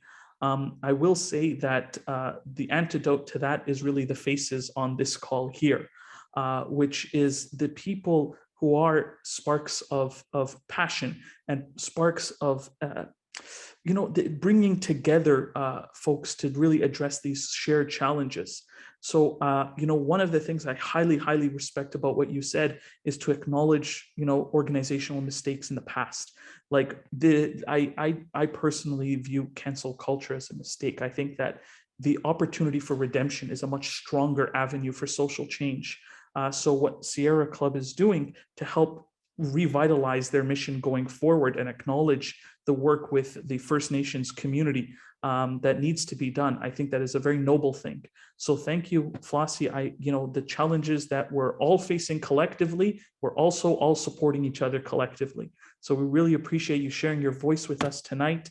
Our youth allies, I'm sure, would also appreciate that, they can look up to the lived experience of people who've been doing this and who can learn from that and move forward. Again, really appreciate that. Thank you, Flossie. Our next speaker tonight is, actually, let's introduce the panel. So panel 2 is really how to combat climate change with the new technologies that have been developed. Although technology by itself is never the sole solution, it is one of the tools we can use to help to change the narrative, to help to fix different aspects of society that are maybe challenging for folks. And there's many amazing programs being done. Our first speaker, Alex Toribal, will talk about that, especially from his perspective, from the Sierra Club as well, the Atlantic chapter, about the clean energy research and advocacy that he's doing. Alexander is currently a student at Dalhousie University's College of Sustainability in the co-op program. He has a particular interest in renewable energy and energy storage technologies, as well as the intersection with environmental racism and the impact of colonization on Indigenous peoples and the environment. He is an active member of the Southeastern Community Health Board and has already earned a remarkable number of awards and academic distinctions in the work that he's done. Alexander, a pleasure. Thank you very much for being here, and we look forward to hearing your experience and your perspective. Yeah, thank you, Yusuf, for that introduction. So hello, everyone. Before I get started with my presentation, since I think I'm the only one calling in so far from the East Coast, I just wanted to take a moment to acknowledge that I'm a settler on the unceded ancestral territories of the Mi'kmaq peoples. I'm calling in today from Chibuktuk, which some of you may know as Halifax, Nova Scotia. So yeah, like Yusuf said, my name's Alex Torrielba. My pronouns are he, him. I am 19 years old and I'm a first-year student at the Dalhousie University College of Sustainability. I'm also a clean energy researcher and advocate with the Sierra Club of Canada's Atlantic chapter. First off, before I get started, I just wanted to say thank you to everyone for sharing your stories and discussing all the amazing work that you're doing. I really love attending events and panels like this because as a young person, I think it's easy to be overwhelmed by news and media coverage on environmental and social justice issues, like some have said tonight. But I think with hearing your stories and amplifying your efforts of advocacy, it's a really great way to provide hope in some issues that can at times feel unavoidable. So a bit about myself, I'm in my first year of a BSc in Environment, Sustainability and Society, which is also known as ESS, at Dal's College of Sustainability. And the ESS program is a really special program that takes a solutions-based and interdisciplinary approach to achieving sustainability in all sectors and aspects of our lives. So at the start of your degree, we learn about complex, current real-world sustainability challenges. And throughout the degree, we learn how to tackle and solve these issues with a variety of different perspectives, approaches, and techniques. One of the main focuses of the college that I think is really important is the incorporation of Indigenous perspectives when combating many of the complex issues people have discussed today. As settlers, I think it's really important for us to remember that Indigenous peoples have lived off the land sustainably on what some now call North America for over 13,000 years prior to settler contact. And I have to say, since learning so much about Indigenous perspectives and teachings over my first year, I realize now how little the Nova Scotia education system has taught me about true Indigenous history. I've now learned from my degree how imperative it is to incorporate Indigenous perspectives and knowledge if we want to achieve a sustainable and equitable future. And one thing this has helped me to realize, like some have discussed today, is how it's impossible to separate issues of environmentalism, racism, social justice. You cannot focus on one and ignore the others because all of these issues have subsequent effects on each other. And many of their roots are from our societal and economic structures that we as youth have the power to dismantle. So becoming a part of an environmental organization like Sierra Club Atlantic has given me so many different opportunities that I'm really grateful for. I'm a clean energy researcher and advocate. So a lot of what I do is research information that contributes to Sierra Club Atlantic's advocacy efforts at that time. So yeah, and anyone who works in that domain knows that advocacy efforts are very reactive. So over the summer, the main array of projects I'd been working on were climate policy reports based on some changes in government policy and some issues with current programs. And unlike some of the other provinces I've heard people talk about today, Nova Scotia's largest carbon emitting source is our energy sector. Is our energy sector. So unlike the other ones, that's our largest source of carbon and CO2 equivalent emissions. And our utility is heavily reliant on coal, petcoke, and they're starting to move towards natural gas as a transition fuel. And I think we all know where that leads, but I'm saying this all because working on public consultation reports and getting involved in organizations opens the door for productive conversations. So because of this, a few weeks back, I had the opportunity to meet with the CEO and the COO of Nova Scotia Power to discuss their climate goals and their planned transition to natural gas. And just yesterday, I got to meet with some representatives from Nova Scotia Environment and Climate Change to talk about some of their goals as well. So I'll let the people who have a bit more of an education on this than me discuss the inner workings of how clean energy technologies actually work. But I think it's really important for us as youth to fight for energy portfolios that consist of renewable energy that is backed up by wind and solar, that consist of renewable energy like wind and solar, and that are backed up by storage technologies, whether that's more traditional ones like battery storage or compressed air or hydro, or even some of the new innovative storage technologies like gravity or molten salt storage I heard about recently. Additionally, when transitioning to renewable energy, I think it's really important to consider the entire circle of consumption. It's irresponsible to create, for example, a large amount of solar panels without having proper recycling regulations in place to deal with the rare earth metals at the end of their life, because even renewables have carbon footprints during their manufacturing process. Now, for a bit of a smaller scale, I collaborated on a report that Sierra Club released based on Halifax's most recent regional plan. And I think, like that circular economy idea I just mentioned, it's a really important thing to keep in mind when planning a city.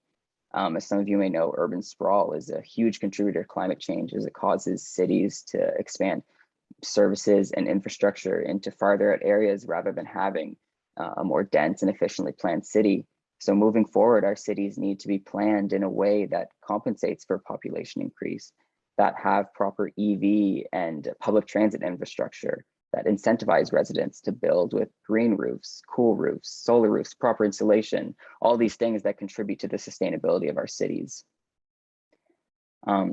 Now, one thing far too many BIPOC Nova Scotian communities experience, as I've heard people talk about today, not in specifically Nova Scotia, but in their areas, but is environmental racism, whether that's North and East Preston that have had to fight for sidewalk infrastructure and to lower speed limits on a highway that goes in front of a daycare and a community center, or South End Shelburne in Nova Scotia, a Black community where residents have been experiencing a drastic increase in environmental toxin-based cancers due to a landfill that was placed in their community.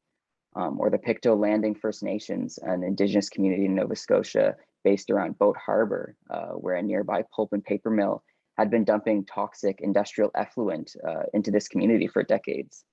Now, those last two, if anyone's interested in learning more about those examples, I would highly encourage you to read the book There's Something in the Water by Dr. Ingrid Waldron, or to watch the movie with the same name. It's a very good watch. So another example of environmental racism that the Sierra Club was able to advocate against was the proposed Goldboro LNG plant. Now, I won't get into today the numerous environmental issues associated with liquefied natural gas and the treatment and extraction of fracked gas, but I will say that a proposed LNG facility here in Nova Scotia would not only drastically increase Nova Scotia's provincial GHG emissions, but it was also proposed to be constructed with a man camp near multiple Indigenous communities. And this proposed man camp would be what's called a migrant worker society. So some of you might be familiar with Fort McMurray in Alberta, which is an example of this.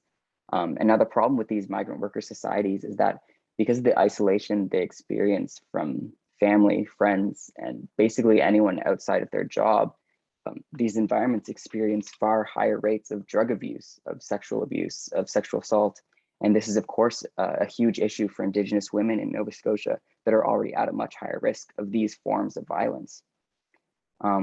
Luckily, with the support of Nova Scotians and advocacy efforts from different groups, I'd like to especially highlight the work of the Mi'kmaq Grandmothers Association. The company Pure Day Energy did not receive their federal funding by the deadline. So some good news on that front. Now, the reason I'm explaining these examples of what the last few months of my life and my job has looked like is because I want youth watching this today to know that within this domain, there are so many different ways to get involved. And that can look very different from what myself and other panelists today have discussed. You could be involved in a local environmental organization. You could sign petitions and educate your friends and family, or so many other things, because I think with an issue as intricate and complicated as climate change, we need people from different backgrounds, from different perspectives to be educated on these issues and to be talking about these issues.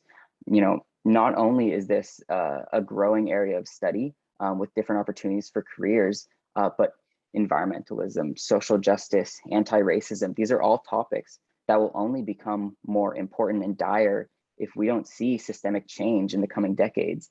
And that power for change is within our youth. Environmental and social activism, like I said, is reactive based on decisions made by elected officials. And I want to point out another thing, like many people have been saying in this call. So all of my age of majority youth, for me personally, it's election season, provincial election season here in Nova Scotia right now. I'm going to be voting in my first ever provincial election tomorrow. So yeah, please remember the importance of intersectional environmentalism, social policies when you cast your ballots, because voting is what determines these types of policies we'll see in the coming years. So if you're watching this today, I'm so proud of you. I am very glad you're interested in environmentalism and anti-racism, because things like this are an amazing step. Now let's keep on fighting because there's still work to do, but I'm excited to see what the future holds. And yeah, that is about all I have to say for my presentation, and I see on my timer on the side that I'm right about at my time. So Yusuf, I'll hand it back over to you. But before I go, I wanted to thank everyone for listening, and thank you everyone for being here and sharing your stories. And thank you to Yusuf and all the organizers for having me here today and giving me this opportunity to speak. Thank you so much, Alexander. And I have to say that with the phone call that we had earlier in the week was so amazing. Like, I was looking forward to hearing your speech today, and it really hit home because it touched on what we're trying to do here, which is show that the issue is really one of multiple issues, all leading towards hopefully a solution. So, you know, highlighting the role of urban design, as well as how that relates to technological innovation, relating to the development of those technological innovations not impacting negatively the environment. Like, these are the kind of ideas that we want to put into people's minds, to help them think about, to help them relate. Absolutely. Yeah, exactly. So again, thank you so much. It's exactly what we hope to achieve on this event today, is to hear from youth leaders such as yourself. And I'm really happy to hear you'll be voting. I congratulate you on that. Yes. You know, I come from a generation where it took me into my late 20s to start being politically active in the democratic process. So it's really inspiring to see the work you're doing. Thank you very much. Thank you so much, Alexander. Our next speaker on this panel is Raj Chatterjee, founder and CEO of Meaningful Work, as well as a master's candidate at Simon Fraser University's eBrain Lab. Raj was also a TEDx SFU 2020 speaker. He has a lot of experience and work from various backgrounds, including entrepreneurship to engineering, design, and research. Raj loves the act of exploring, whether it's from neuroengineering to electric vehicles, consumer electronics, and the intersection of those in sustainable business. Raj is passionate about creating a just and livable future, and how technology can help people and the planet achieve that. So thank you so much for joining us tonight, Raj. We'd love to hear from you. It's all yours. Thanks so much. I'm really thankful to be here. I just want to acknowledge that I live on the traditional territories of the Semiahmoo First Nation, but today I'm joining probably 400 kilometers up north. My ferry got delayed and I just arrived in Powell River, BC. So I'm just calling in from a random hotel hallway. Just got in time, which is I'm really excited about. My name is Raj. I go by he, him pronouns, and I totally love what's been discussed so far in this panel. Alex has really hit the nail on the head that there's just so many ways to get involved with climate technology, and you don't have to be an engineer or a business person or really any profession to get involved. There's just so many opportunities and just so much need to get involved in really shaping the future of the world that we'll live in. So I'm a mechatronics engineering graduate from Simon Fraser University, and I'm currently in grad school, and also I'm the founder and CEO of Meaningful Work, where we help connect companies to pro bono projects in the nonprofit sector, as well as helping companies tell the story of their impact initiatives. I've also had the opportunity to approach the clean energy transition from both advocacy as well as the technical side of things.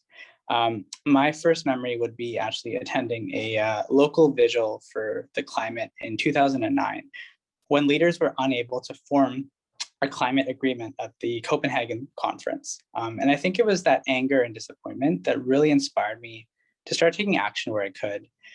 So throughout university, I led SFU 350 and the campaign to divest SFU's endowment from fossil fuels and reinvest that into climate solutions, and learned so much from the advocacy point of things, where we're trying to convince a board of governors to essentially change how they invest, because it's just so morally wrong to keep investing in this industry that has, well, really in the past contributed to climate change, and we're not accountable for it, and sort of we can't really continue to afford to invest in those technologies, and we need to start building the path for a new future.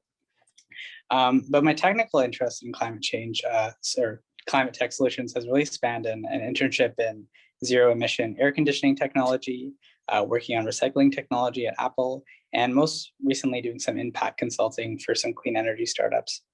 And as an engineer, I can say that there's some really exciting opportunities where we can start building climate technology. Just to kind of lay the path for that, I believe that most of the energy that most of sort of the reductions in CO2 emissions that will happen through 2030 will come from technologies that are already on the market today. But by 2050, almost half of those reductions will come from technologies that are still in that demonstration or prototype phase, meaning that we can totally start putting technology on the ground today that can get us to 2030 goals, but there's still so much innovation that needs to happen to get us to a zero carbon future in 2050. And that might be scary. You know, it seems that we don't have exactly what we need, but it also is an opportunity to come together and build and create technologies that really work for people. And I think one example of that could even be electric vehicles. With today's batteries, we can't really build all of the electric vehicles that we need for the future because minerals like cobalt, which are extracted in really poor conditions, and we actually don't have enough cobalt in the world to build all these batteries. So there needs to be new technologies that are already underway that are not using cobalt as much in their batteries. And moving towards other minerals that may be more accessible and more friendly to the communities where they're being extracted. So just recognizing that this is in electric vehicles, but it actually spans across all the sectors of where we need to reduce emissions.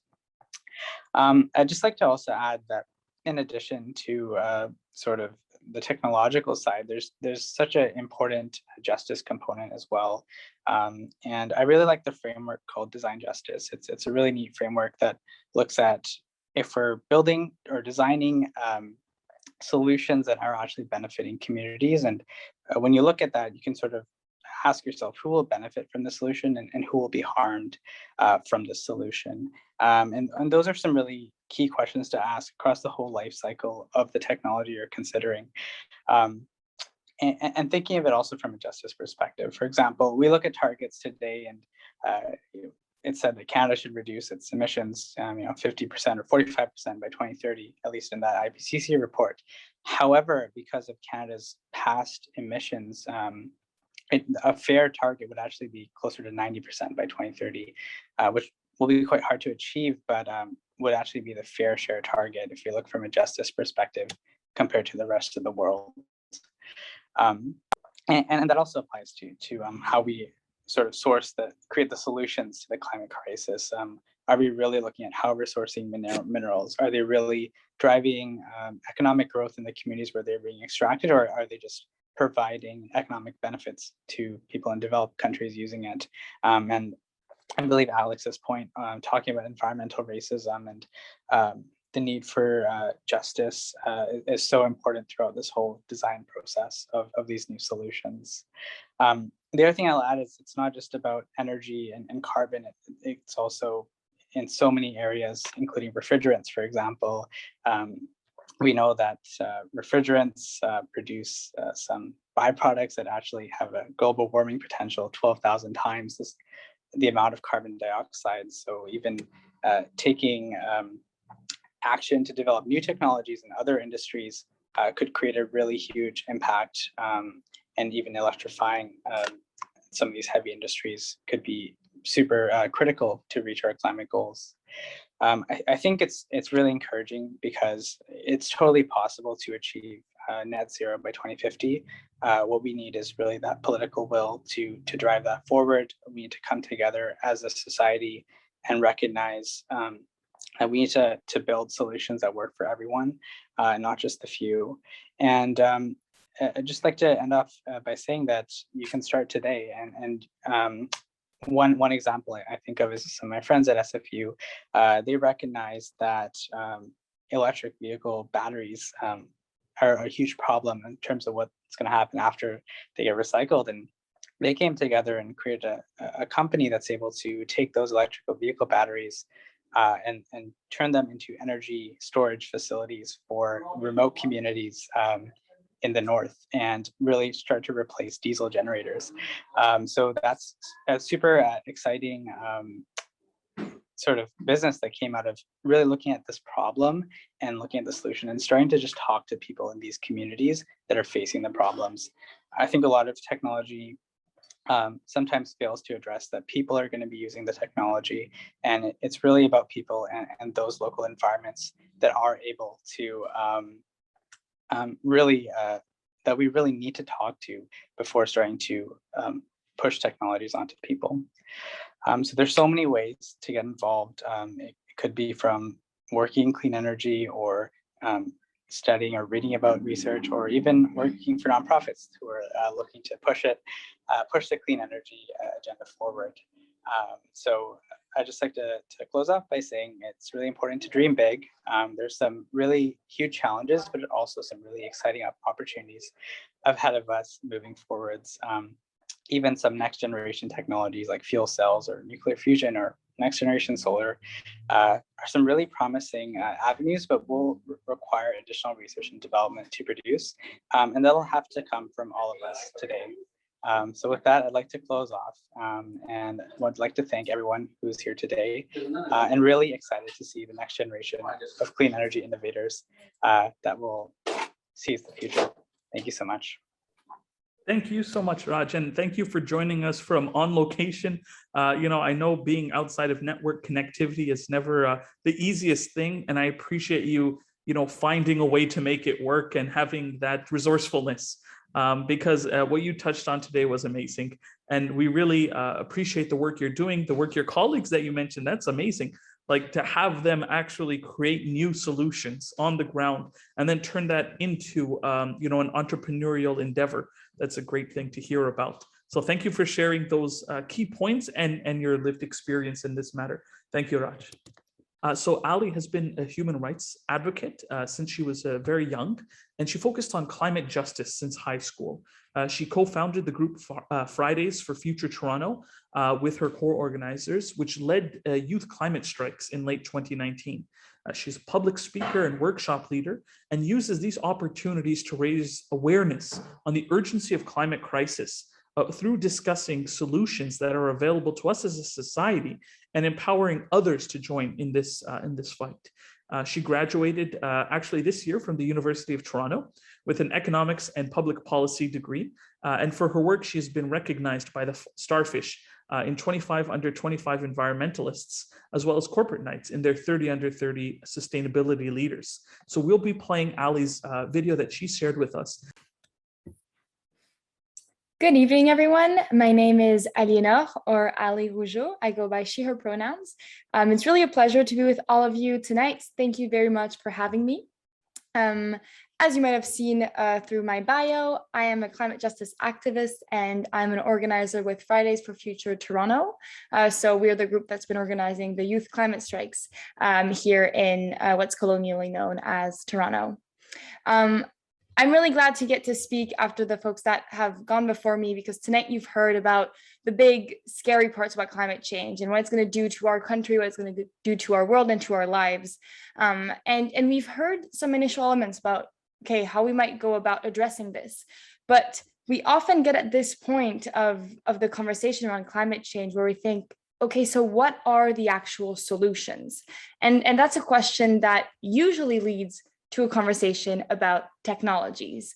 And tonight is no different. I was told, okay, what do you think are technologies? What are the technologies that might help us solve this climate crisis and the climate injustice that comes with it? Actually, tonight, what I hope to talk about are technologies, but maybe a little broader than what you've heard before and what you might hear from other speakers, because to me, technologies are actually not the be-all end-all of this fight. And so what I want to cover with you tonight is, first of all, why I think we should avoid a race to any and all technology. I want to talk about some of the fake solutions that come out of focusing on certain technologies. And then I want you to truly consider with me some social and economic technologies as part of the solution and as a necessary part of the solution when we talk about addressing the climate crisis. So if that sounds good, I can get started with a bit of an introduction on why I think we should absolutely avoid a blind race towards any sort of clean tech. Because right now, investors, innovators around the world are trying to find the solution to climate change. I'm pretty sure I even heard Elon Musk talk about giving some grand prize to whoever found a way to get carbon out of the atmosphere in the best way. So we have this hunt for the magical solution to addressing the climate crisis. However, even the International Energy Agency, which for those who've seen their reports in the past, is not necessarily the most progressive agency of all of them, has recently declared that we actually have all the technology that we need to do the reduction of emissions that is necessary for the next 10 years. So essentially what this means is right now, to get rid of about 40%, 50% of global emissions, we have all the technology we already need. Now, we might need some newer technology after between 2030 and 2050, but that's in a whole other decade. And so I wanted to start with that because that's maybe not the narrative you hear. All of the times we hear we have to be investing more in research, we have to be putting more in tech. And what this agency has found from an energy standpoint is that we have a lot of the existing technology. I encourage you to check out the report because this will give you a good primer for next time you're talking to your government, you're talking to a company and you're telling them, I want more of, more climate action. I want you to do more. And they tell you the only thing we can do right now is put money into more research. That should raise alarm bells for you. Because if the energy agency tells you we have the technology, no government should be pretending like they can delay current climate action because we're waiting for some new tech. And so this is very important when you start thinking about the solutions to the climate crisis. We have them. We have some good energy sources. We have some good ways to reduce our consumption of energy. We have good ways of increasing efficiency. More than delaying climate action, sometimes this argument around technology can actually get us to be actually stuck in a dangerous place where we're going to be delaying it so much because we're going to just wait for that, save all technology, that we're actually going to reach the tipping points that the scientists are telling us we absolutely cannot reach. And once we get above that 1.5 degrees of warming, once we go through our entire carbon budget, the world will be in a place that's completely irreversible. And so it's very dangerous more than anything else to rely on technology at all costs.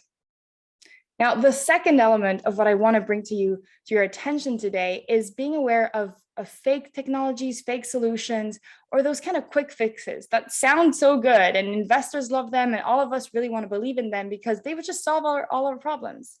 But I want you to use your full common sense, your full capacity when you hear about any technology. And I want you to think, are these technologies that are being proposed protecting an existing industry, maybe an industry that actually contributed to the crisis?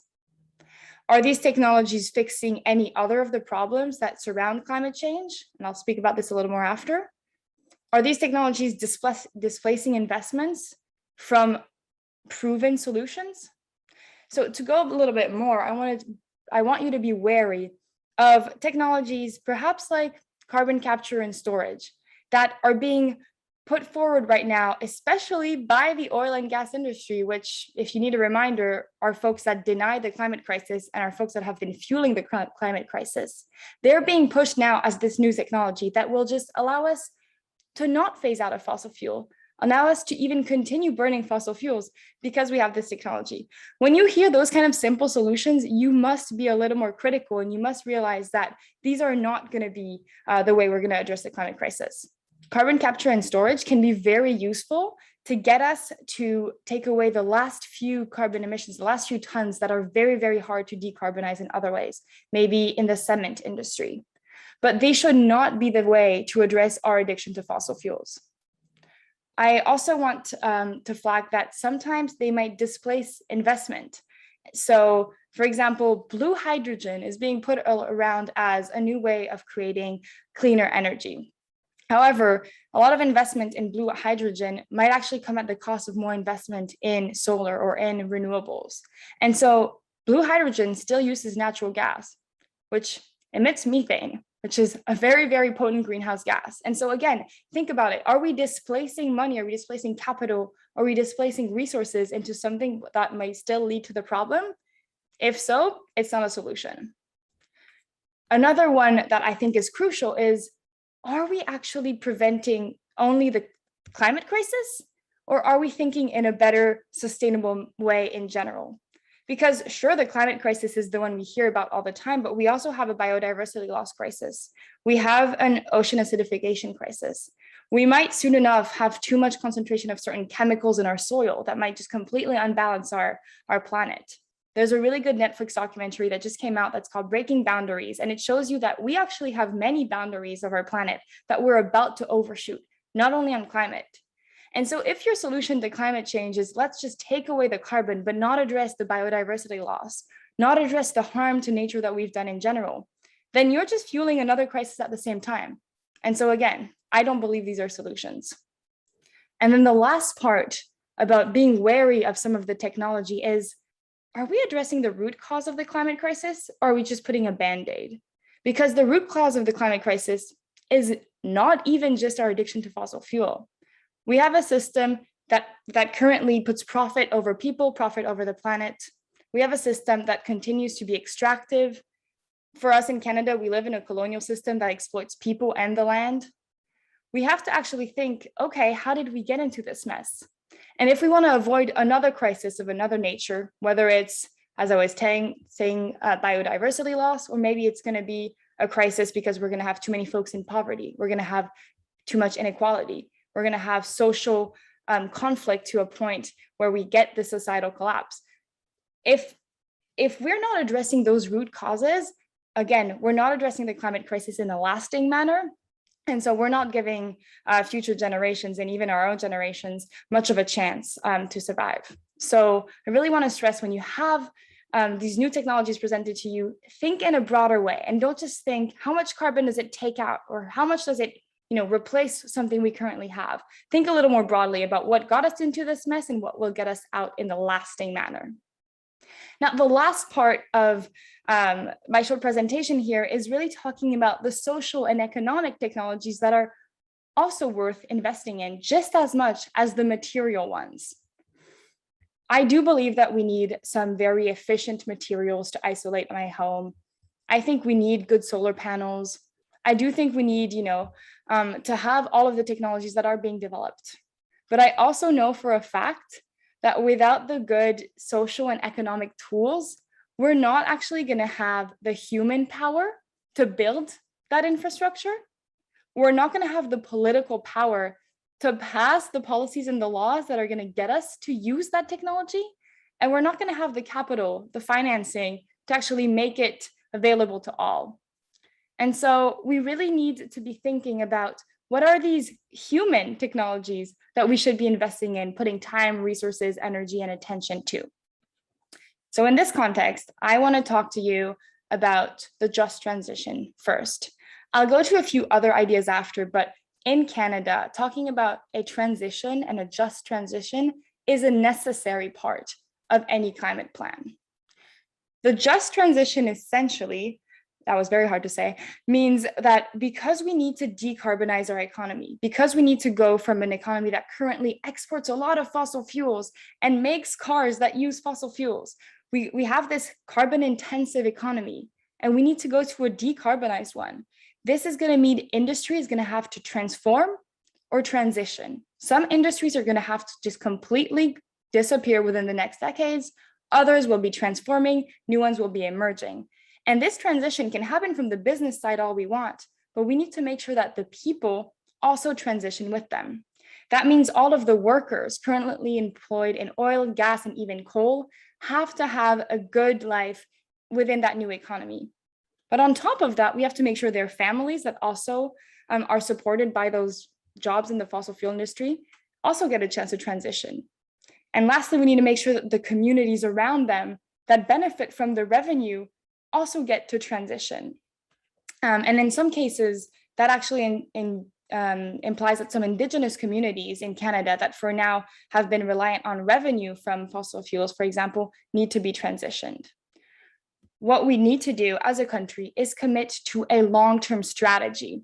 This can't just be something like a small bill one time that the environmental minister puts out there. This has to be a strategy at the size of our economy, looking at where we're going to create jobs, where we're going to allow some workers to finish their career in fossil fuel and retire early, where we're going to actually help reskill and upskill some workers, or how we're going to have economic development agencies in the communities that need it the most so that they can develop their new industries locally and have revenue.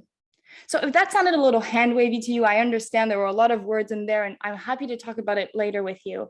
But what I wanted to convey is that we won't be able to just put in place, make appear around this country some clean tech if we don't have the people and if we don't have Canadians coming along with us.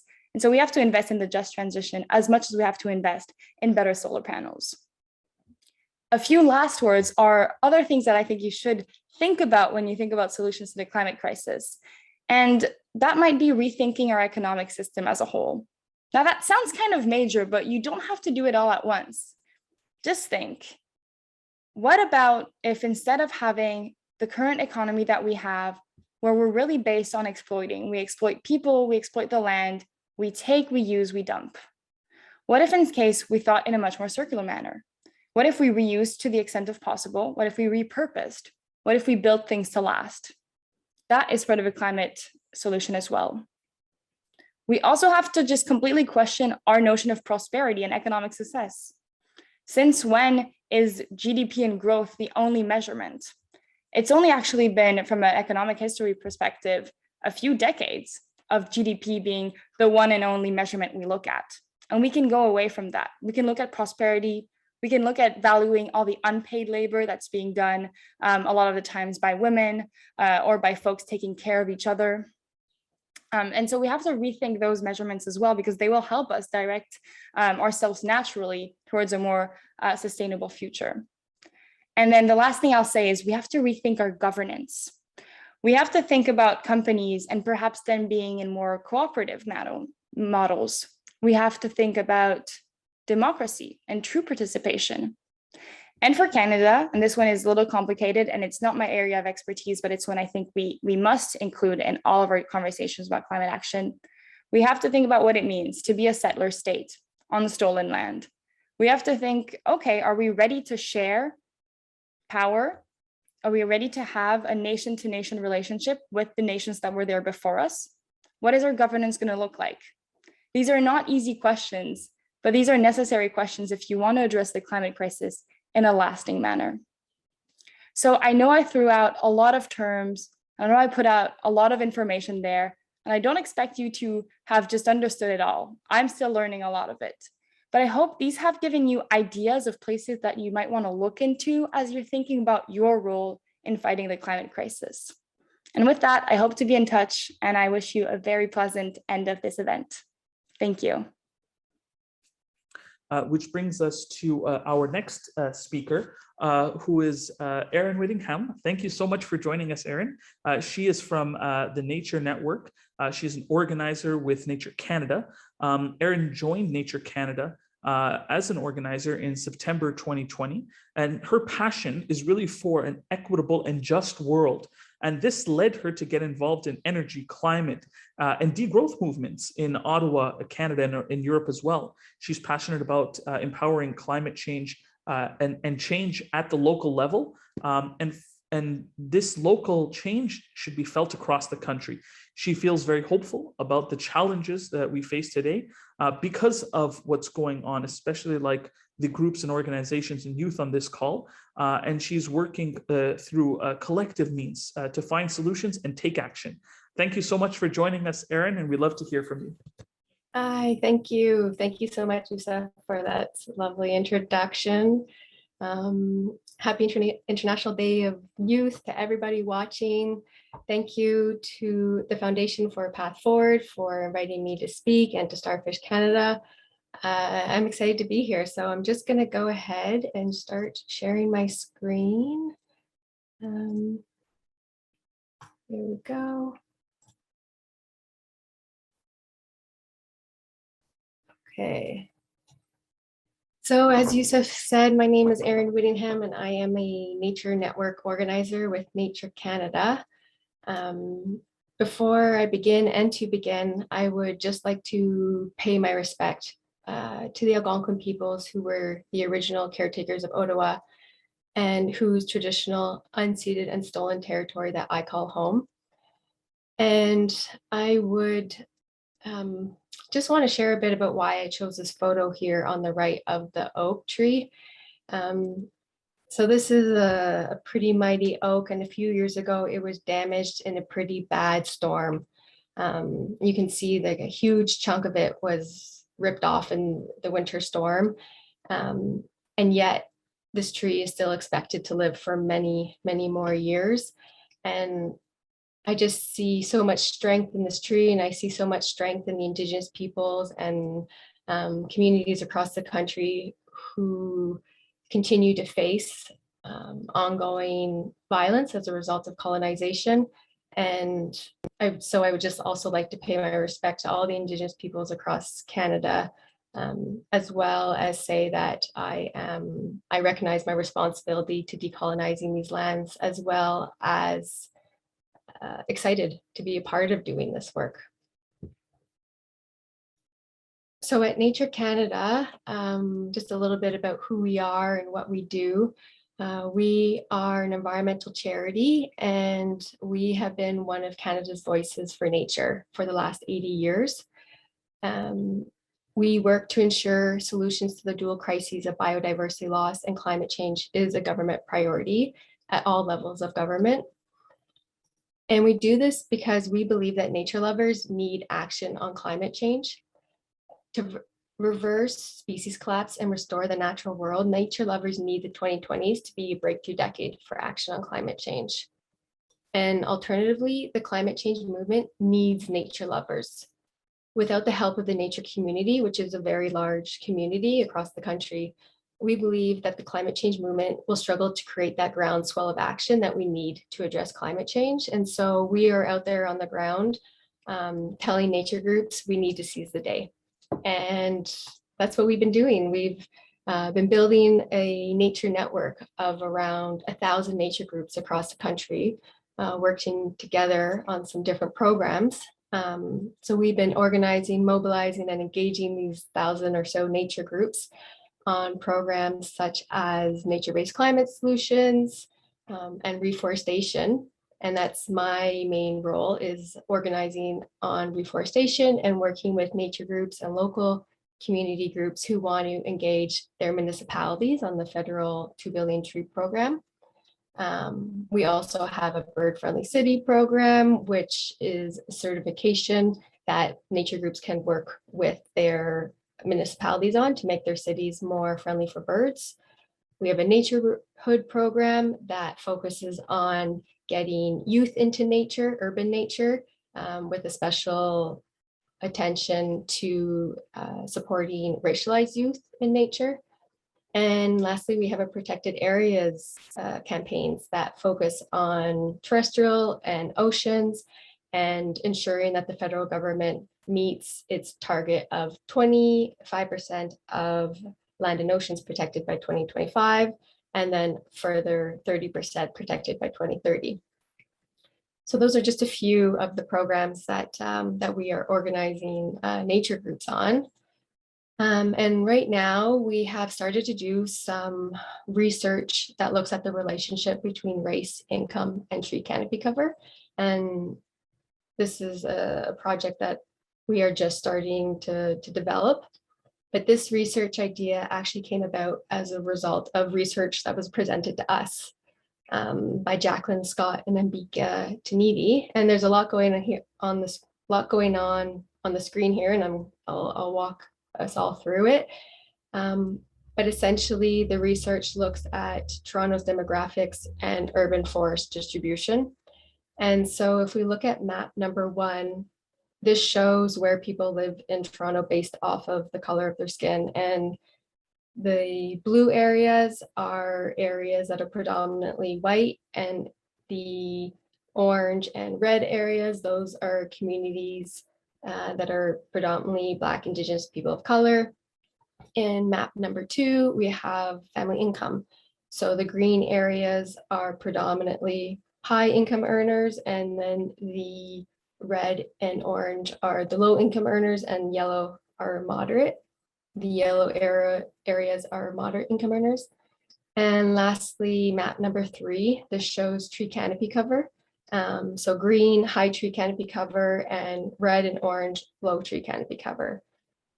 But what we see when we start putting these maps together is the story that predominantly white neighborhoods that are high income earners have the highest tree canopy cover in the city. And when you start looking at the other side of that story, you see that the neighborhoods which are predominantly Black, Indigenous, people of color, moderate to low income, they do not have high tree canopy cover. They have low tree canopy cover. So this is environmental racism. This is, we know all the benefits that trees provide, health, cultural, social, economic, environmental, so many different benefits. We know these things, and yet we still see communities, racialized communities, being underserved by these benefits. So we are planning to do this research because we hope to use this research to inform our organizing efforts to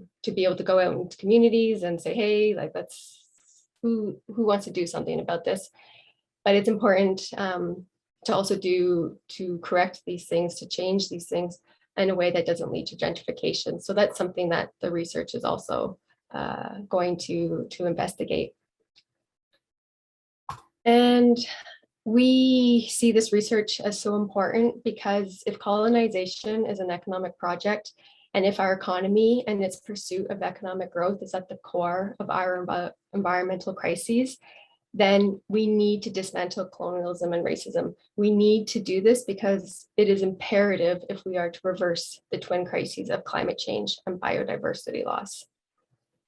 And this quote that from Janella Point from Celadon First Nation, diversity is not just a strength, and anti-racism is not a burden. It's the only way we can address the root causes of the climate crisis.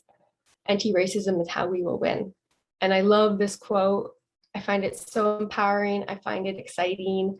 I know the talk coming up next around mental health and climate change is it's such a real important conversation that we need to be having. But when I read this quote, I find myself feeling excited rather than disheartened. And so I hope that you also feel some of that uplifting enthusiasm when you read this quote as well. So just before I sign off and conclude, I wanted to share a Work to Grow program that we're offering in collaboration with Parks Canada.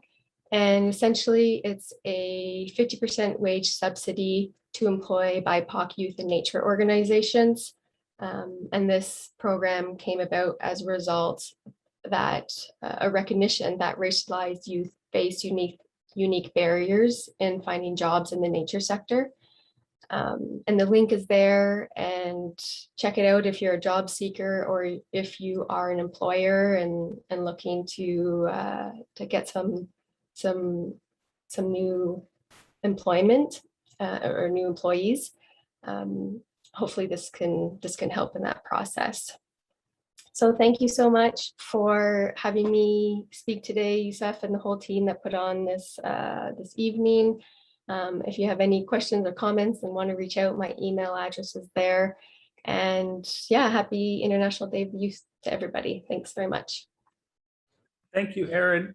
Thank you for the amazing work that you're doing as well as nature.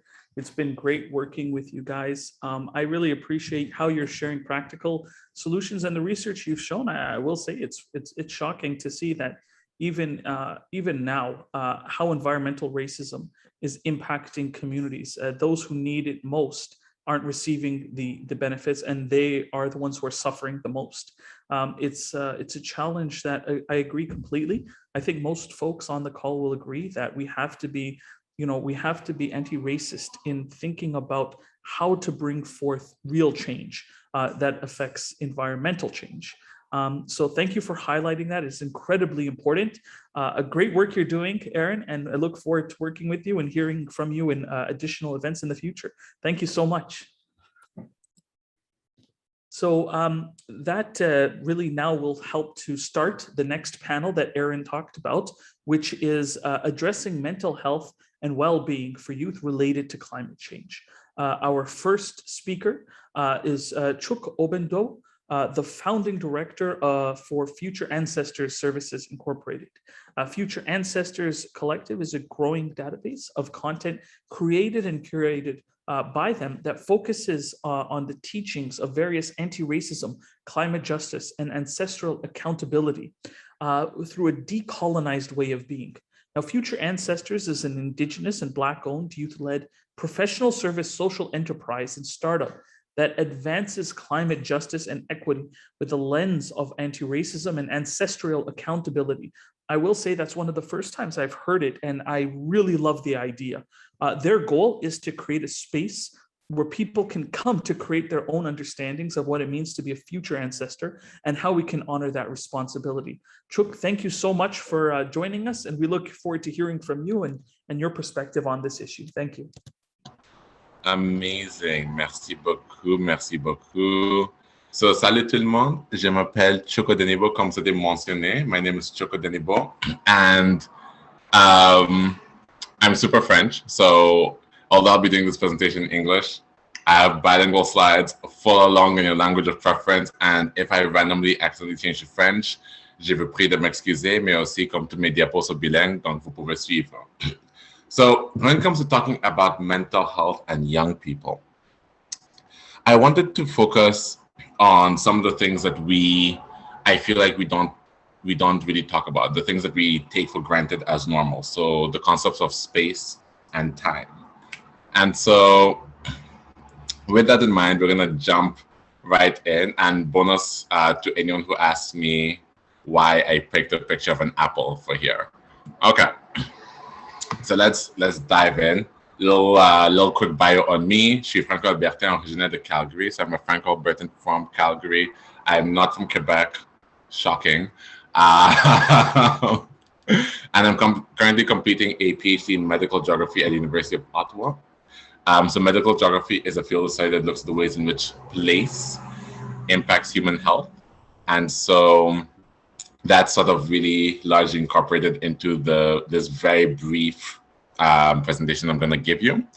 I'm also someone who is often visible in change-making spaces. So along with my co-founders who created Future Ancestors Services, we try and sort of change the systems that we operate in, recognizing that they don't really work for people of racialized or marginalized identities, which thereby lead us to hindering l'ensemble de notre pays. And in addition to that, I work in a lot of sort of climate active spaces.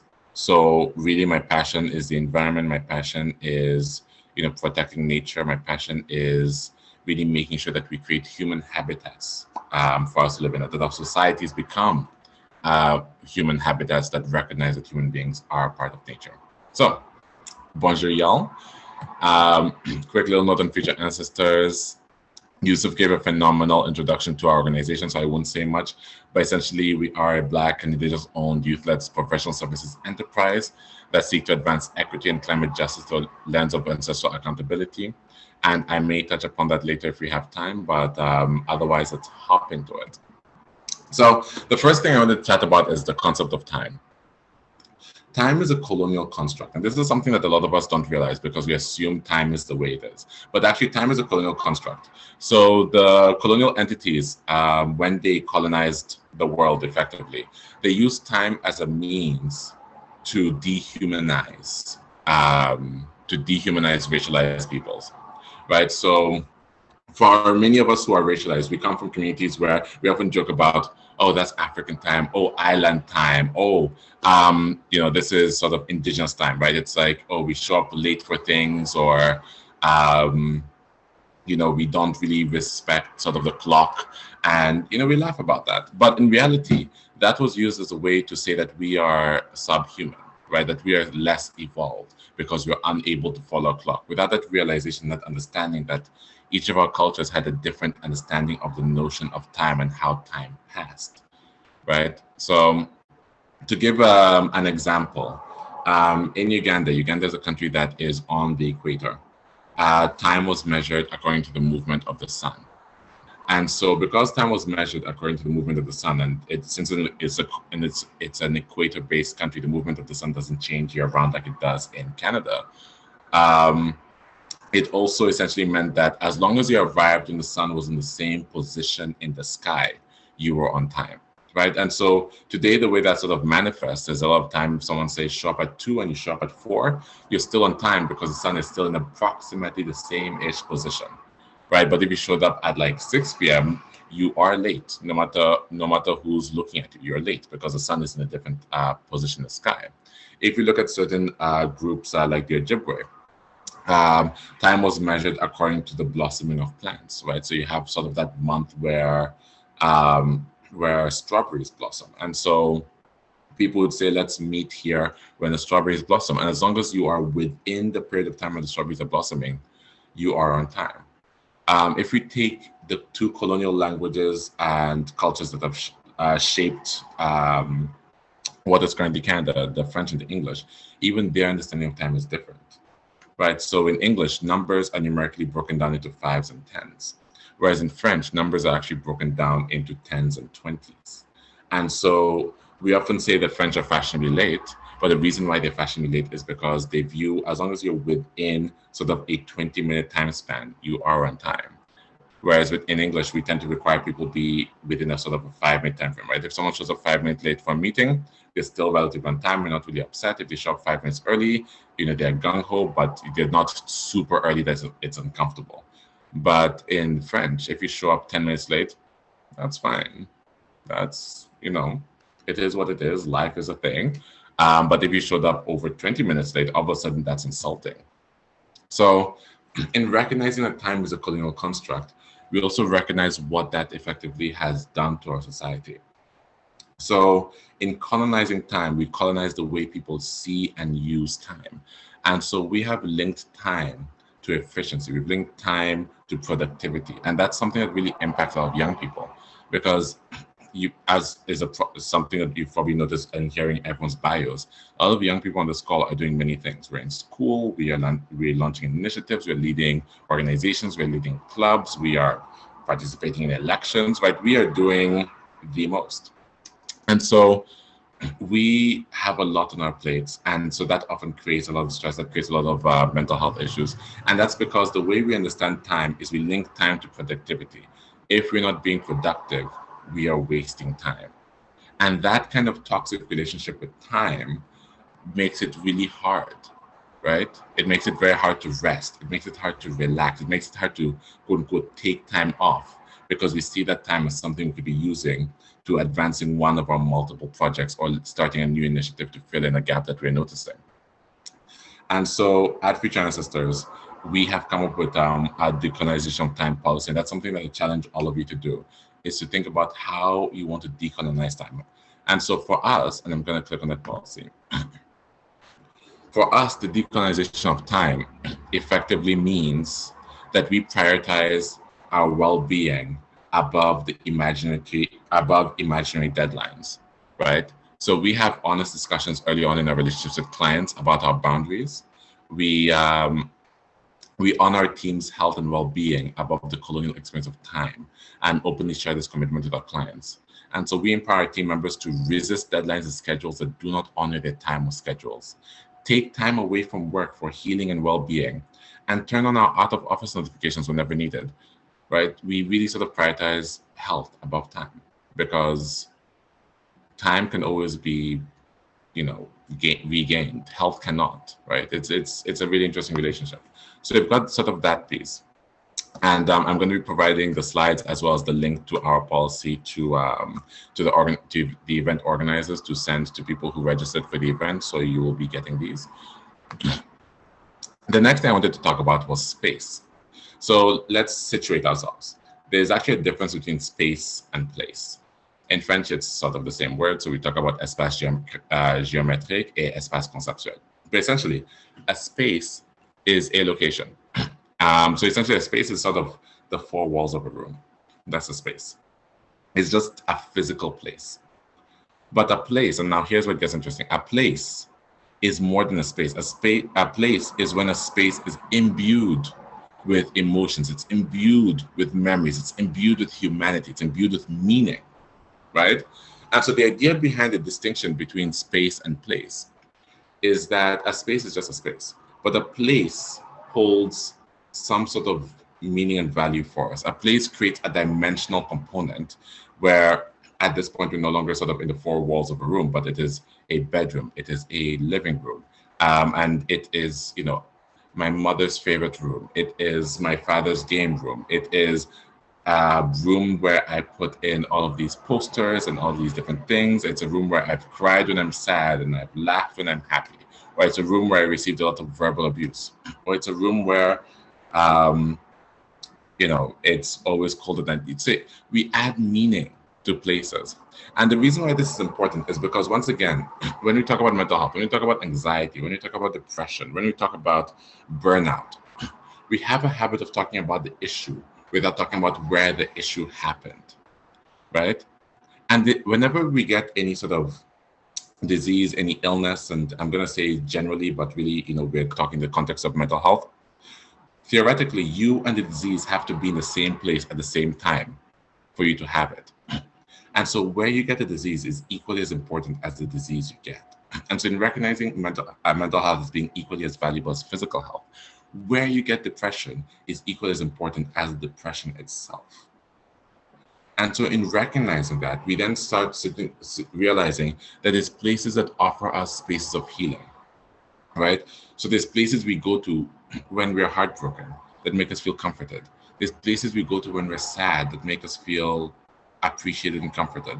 And there's places we go to when we are happy or when we're in whatever mood that bring us down, that strangle us, that make us feel despair.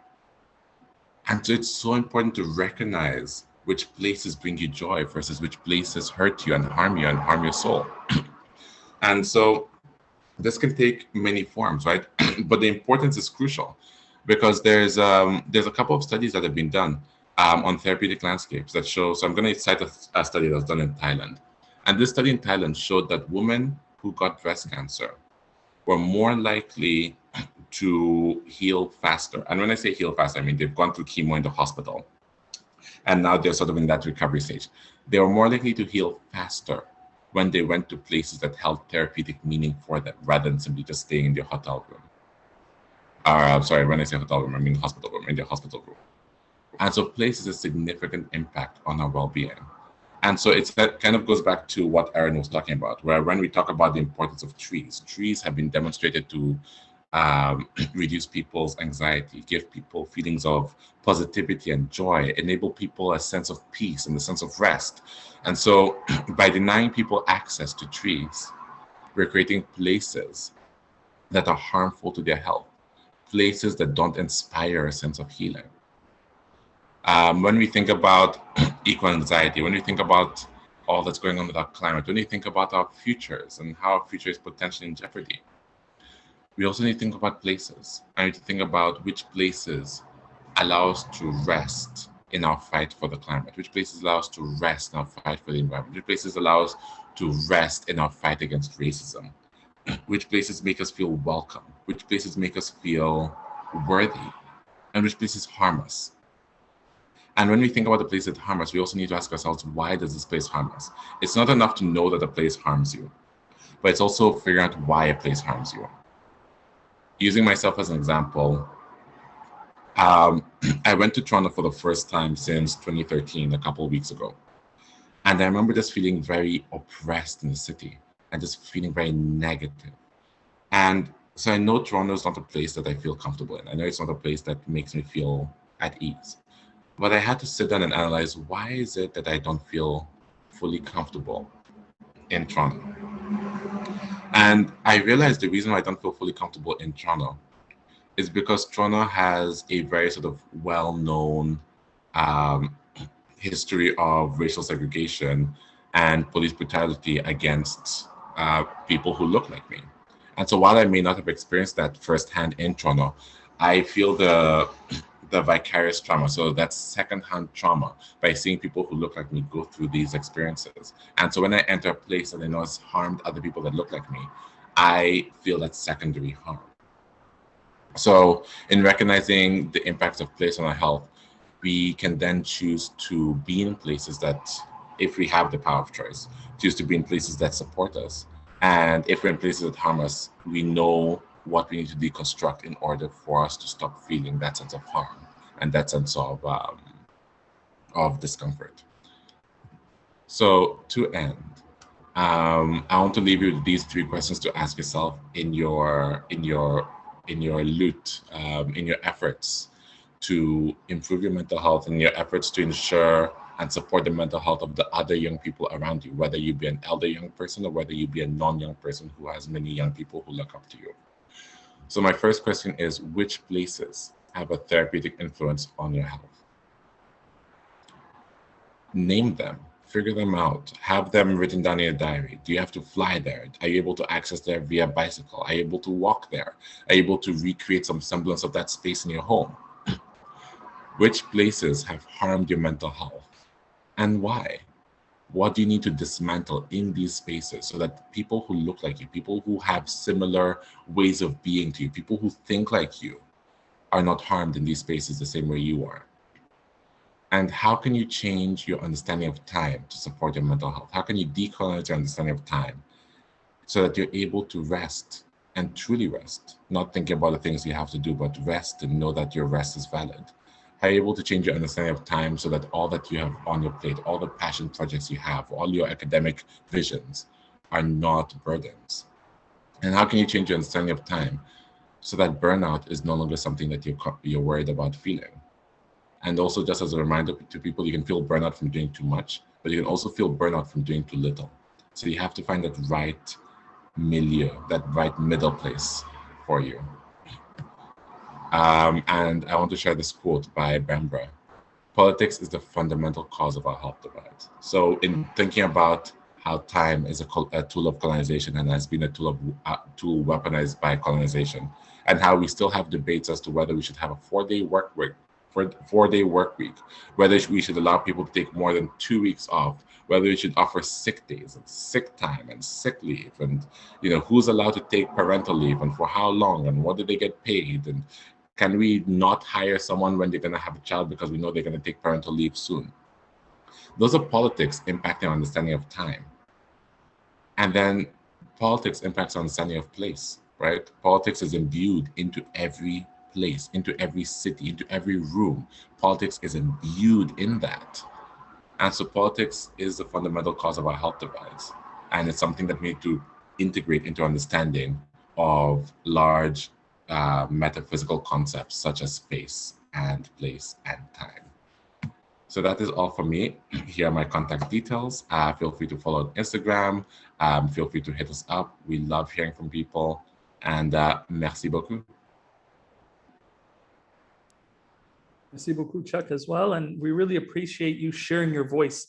I know, Chuck, when we first had that first call together, I was so impressed by, how you were able to bring a lot of streams together, your attitude, your perspective. And I will say that if someone gave me 100 guesses what you would be talking about on the call today, time and place and space would not have been them, but I feel value. I feel I gained a lot of understanding. So, I'm sure a lot of the folks also on this call feel the same, that, how we look at life, how we look at such fundamental things. I'll quickly share a personal story. It was maybe 7-8 years ago that I learned that time actually does not exist, as people understand. And when I tell that to people, they look at me like I'm crazy. And I'm like, but if you think about it, what is time, right? It's not tangible. Is it the expansion of the universe? What is it? So for us to have an understanding of these fundamental things from a decolonized perspective, as you were saying, from a indigenous, from an ancestral, from a, even a faith perspective, is a very important part of centering ourselves and giving ourselves that sense of well-being. So really appreciate how you were able to bring that to the conversation. Again, when you send us the PowerPoints and the PDF, we will include it in our email follow-up to all our participants. So thank you very much. Merci. Our next speaker is Manvi Bahal, who is the co-founder and president of Shake Up the Establishment. She is a leader in taking an intersectional approach towards addressing inequalities in health and well-being for underserved groups. Manvi has 10 years of community organizing experience in areas such as gender-based violence, income inequality, poverty, menstrual health product accessibility, sexual education advocacy, sustainable agriculture, food insecurity, health inequalities. Shake Up the Establishment, which is the organization she developed, created a nonpartisan youth-led organization that aims to take this credible evidence-based information approach and make it readily available to Canadians, particularly youth, to help provide them and make informed decisions in their life, including in voting, including in advocacy, and holding politicians accountable, especially on issues surrounding human rights and social justice and the environment, especially the climate crisis. Manvi, thank you so much for joining us tonight. We look forward to hearing from you and from your experiences. Yeah, awesome. Thank you so much, everyone. Really great. I've been listening to all of the presentations, and also really good to be on a panel with my friend Chuck. Like amazing insights as always. Talking and hearing from you is so wonderful for my worldview. So along some of the stuff that was just said so beautifully, we actually touch on some of the similar points, and it makes sense because we talk about this stuff a lot. So I'll just kick it off. I do want to read off my positionality statement because I think that it also speaks a little bit to the topic of mental health, because it is something that is very near and dear in kind of good and bad ways. So if anybody, doesn't want to read the screen, just close your eyes and, listen to my somewhat annoying, scratchy voice. Okay.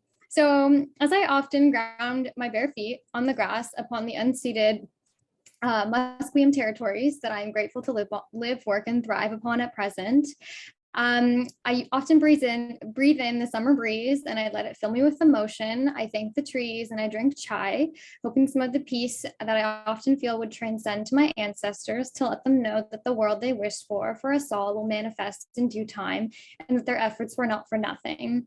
I want to acknowledge with pride my ancestry as a Sikh woman from Punjab, while also acknowledging that I've grown up in what is currently Canada almost all of my life. I often reflect upon the honor of both being a woman of color and, importantly, of being someone who sees experiences and interacts with the world using a neurodiverse view. I have very severe ADHD. I am a very chatty person. And I was only diagnosed in adulthood, so there's so much that I went through in my life not knowing this about myself. But this diagnosis really offered me clarity towards the unique struggles that I've encountered in my life within a world that is not built to accommodate my neurodivergence. But I also see this as an intrinsic part of me, as a superpower that enables me to be passion-driven, dynamic, quick, and an immensely creative intellectual. As an academic and a community organizer, I recognize the duty that I have to offer representation for others that share my intersections of identity. And I find strength in using my lived experiences to inform my activism practice. I also find healing, and maybe some of you do this as well, but I find healing in maintaining connections to my ancestral roots. I do acknowledge that I have privileges to my access to post-secondary education and being able to volunteer my time. There are so many voices of my peers, particularly my Indigenous and racialized peers, that go unheard because they're working, living, and thriving as best they can in a world that doesn't guarantee livable wages, income, gender or racial equity, nor social security in all forms. So I'm very grateful to be here today, but I'm not speaking on behalf of anybody but myself and my experiences. And lastly, I kind of want to position this stuff I'm going to share with you as I move through this space, guided by the practice of centering community voices, and commit to continuing my own learning alongside these efforts. Working in the realm of advocacy for the health and well-being of all that inhabit Turtle Island, I recognize and work to engage others in the idea that we cannot fix the problem that has its roots this deep in colonization without first decolonizing our practices as researchers, educators, and advocates.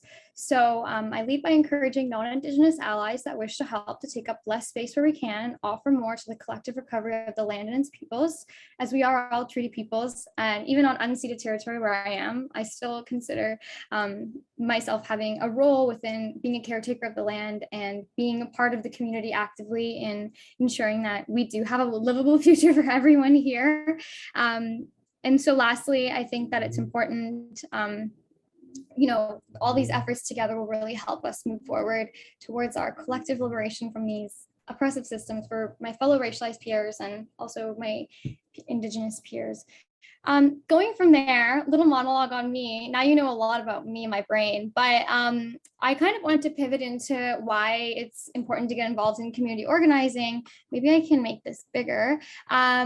So I think the biggest three reasons for me, and it's very difficult to summarize into three, but I had to make a slide. So I think that the first is community care. It is a form of community care to be able to, as I mentioned, the collective liberation away from systems of oppression. Community care addresses what self-care cannot. So I always say, like, people will ask, oh, what is your favorite self-care strategy? And I'm like, well, I like bubble baths, but that's not going to solve racism. So I think that there has to be a role for taking care of yourself is an act of resistance. And, you know, rest is important because you can't keep working on stuff unless you're good and alive to do it, you know. And as a person with depression, I mean that quite literally. Like, you have to take care of yourself. You have to want to be present in your life, and, you know, your environments, whether it's your work environment, your home environment, all your environments have to be happy and safe, and they want to make you feel present and active in these spaces. So self-care is important, but community care solves those systemic issues. And so getting involved in community organizing is the best way to care for other people. And what you'll find is, and this is scientifically backed, so there you go, but, you know, gratitude is the best way to feel better. I'm depressed a lot, and gratitude is, like, you know, the best thing my therapist ever told me was start making a list of things you're grateful for. And eventually you start feeling like, okay, maybe I can get my feet back on the floor, you know. And I think that practicing community organizing is a way of practicing gratitude for other people and being grateful for your presence and, you know, a presence within these spaces and, you know, within the communities you're in. Another thing is reorienting the problem towards the solution. I'm definitely a person who does not like to dwell in the negatives unless I'm complaining. I get into moods where I'm just complaining, but, you know, most of the time you want to just be like, you know what, let's just solve this problem. And with something like climate change or environmental degradation, environmental racism, any of sort of things of this effect, they are huge intersectoral issues. They have so many different, you know, disciplines involved, people involved, communities involved. It's not an easy problem to solve right away, but playing an active role and just being like, everything that I do is shaping my future. Hopefully that gives you a little bit more agency in a time when we don't really feel like we have a lot as young people. I notice I always talk so fast. My last point is eco grief and eco anxiety. Oh, I feel it like crazy. My master's thesis is on climate change and public health authorities, and it's very sad. They don't really care very much. That was one of my findings. So not a great time to be working on that project, just, you know, because we're currently living amidst this crazy public health crisis. And so I just think, you know, there is a level of eco relief in being involved in different ways, because, for example, in academia, I can't really do much. I just kind of report it and I feel very like, this sucks. But when I'm working in the community organizing sector, I feel like, oh, I can do something about it. I can, like, at least I can yell about it and somebody's listening, or they're paid to listen as a politician, hopefully. So those are three reasons why I think community organizing is a good way. Oh my goodness. Going from there, Shake Up the Establishment is a culmination of all my experiences in this work that I've been doing since very young, because, as I mentioned too, I have ADHD and I just like doing stuff, and it's so fun to just get involved in your community. So I think that some of the things that we've actively done at Suit, you know, we're always learning, constantly learning, and being like, you know what, that group is doing something really cool that is making people happier, and if it's making people happier, that's what we're going to do. That's the way that we make decisions at Suit. We're totally youth-led. And I should mention, Suit is Shake Up the Establishment. We just call it Suit. So some of the things that I wanted to highlight that just came to my mind as I was kind of preparing this was a few of the things that we do purposefully and with intent that I think might be helpful for other people working in this space that want to kind of make spaces that are good for young people to work in and try to center anti-oppressive practices. So I'm just going to read off a couple and annotate, but one of the biggest things we do is we co-design all of our volunteer roles. We just say, don't do any work you don't want to do. So do what experience you want. We don't really care about your skill set. We don't ask for CVs. We just kind of say, like, what do you want to do? What are you passionate about? What are your experiences? What are your lived experiences? And how can you help? You know, just bring what you can to the table and like, we'll find a place for you. We do have like official titles, but the actual responsibilities people do, they vary even within the titles. Like if somebody doesn't want to do something, we don't make them do it. You know, there will always be people that want to do it. And we have an amazing team of 40 people that do completely different things, every single person. And that's just an amazing ecosystem to work in because we recognize every single person plays a big role and everybody feels really valued, but they get to do stuff that they're passionate about. And intrinsic motivation comes from that. Volunteering, which we have paid positions as well. But in the context of volunteering, a lot of the motivation comes from you wanting to do something about it. And you want to foster that fire. You want to keep that fire alive. You don't want to, like, burnout is a colonial concept. We don't need burnout. That doesn't need to exist. We've made it up. So let's just forget about it. You know, let's only make environments people actually want to work in, because who cares about the rest? Healthy relationships with notifications. We work online. It's really important, you know, and also like really clear communication strategies. We have like a 50-page operations manual, and I swear to God, half of it is dedicated to how we should talk to each other in a way that's both culturally safe, trauma informed, and also just in general, decent human being, you know, especially if you have a crisis and you want to take time off, totally no problem. But we almost have an inbuilt procedure for healthy boundaries. So by making the workspace force you to develop healthy boundaries, for me as a person who initially had a lot of difficulty, and I still sometimes do, it's great because I'm forced to have healthy boundaries. I'm forced to communicate, like, this is my availability. This is not. Currently, I'm emotionally unavailable to do this job, but I will be available in the near future. So we have these like checks and balances in place. And, you know, that's really important for us.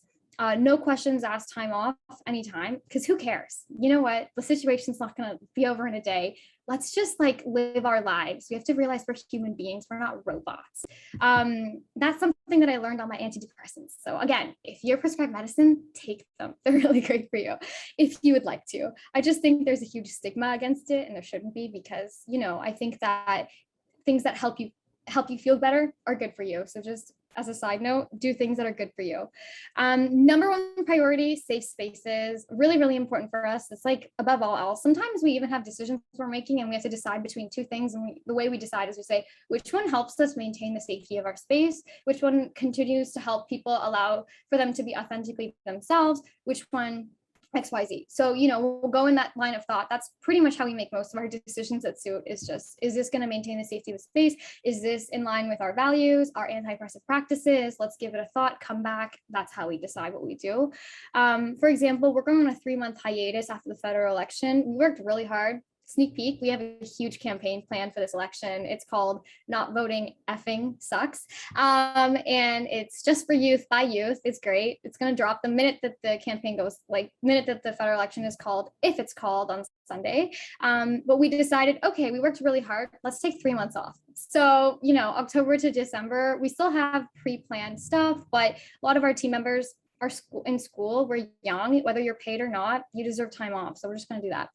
And the climate crisis, we're going to pass the baton, because we know so many of you are working hard on this issue that if we rest and come back ready to work, pass the baton back, you know, and that's the mentality that we have across Suit. Promoting horizontal learning from each other is really important for us, because we, again, as part of the safe space thing, we don't always have the same lived experience as other people. We have to allow for there to be a safe enough space for conversation that isn't oppressive, but we have to be able to talk to each other and learn from each other, and also be able to take criticism from each other. But we practice the idea of relationship building above anything else. So in that way, we know that the criticism isn't coming from a place of competition or productivity, it's coming from a place of love. So I think that if that is centered in your workspace, you will find that you just love it. We just like, everybody's just on Slack 24/7, because we're just a big family. And the last two things that I kind of want to mention, because I did mention relationship building, is they're kind of related to me. I noticed that, so many people working in this space, there is this degree of competition, whether it's for funding or for opportunities or two people doing the same thing. And what I find frustrating about that is that that is based in this deficit mindset. And that harms our mental health as young people working in this sector. We should be collaborating on everything we do. We don't have to fight for the 3 funding opportunities that the federal government gives us, but then in those paradigms, we're pitted against each other, and it's just so detrimental towards the progress we're making. So a big part of the work we do is relationship building with people in the sector. We also just believe that, like, within intra to the organization and inter to other organizations, the biggest thing for us is do not feed into this mentality. It's not good for within the organization. It's not good for outside of the organization. It's just not good for anybody, even in your other parts of your life, in academia, in school and research. These things, this is like a trap. Don't let it catch you. If you feel that way, ignore it. Don't even think about it. It's all made up.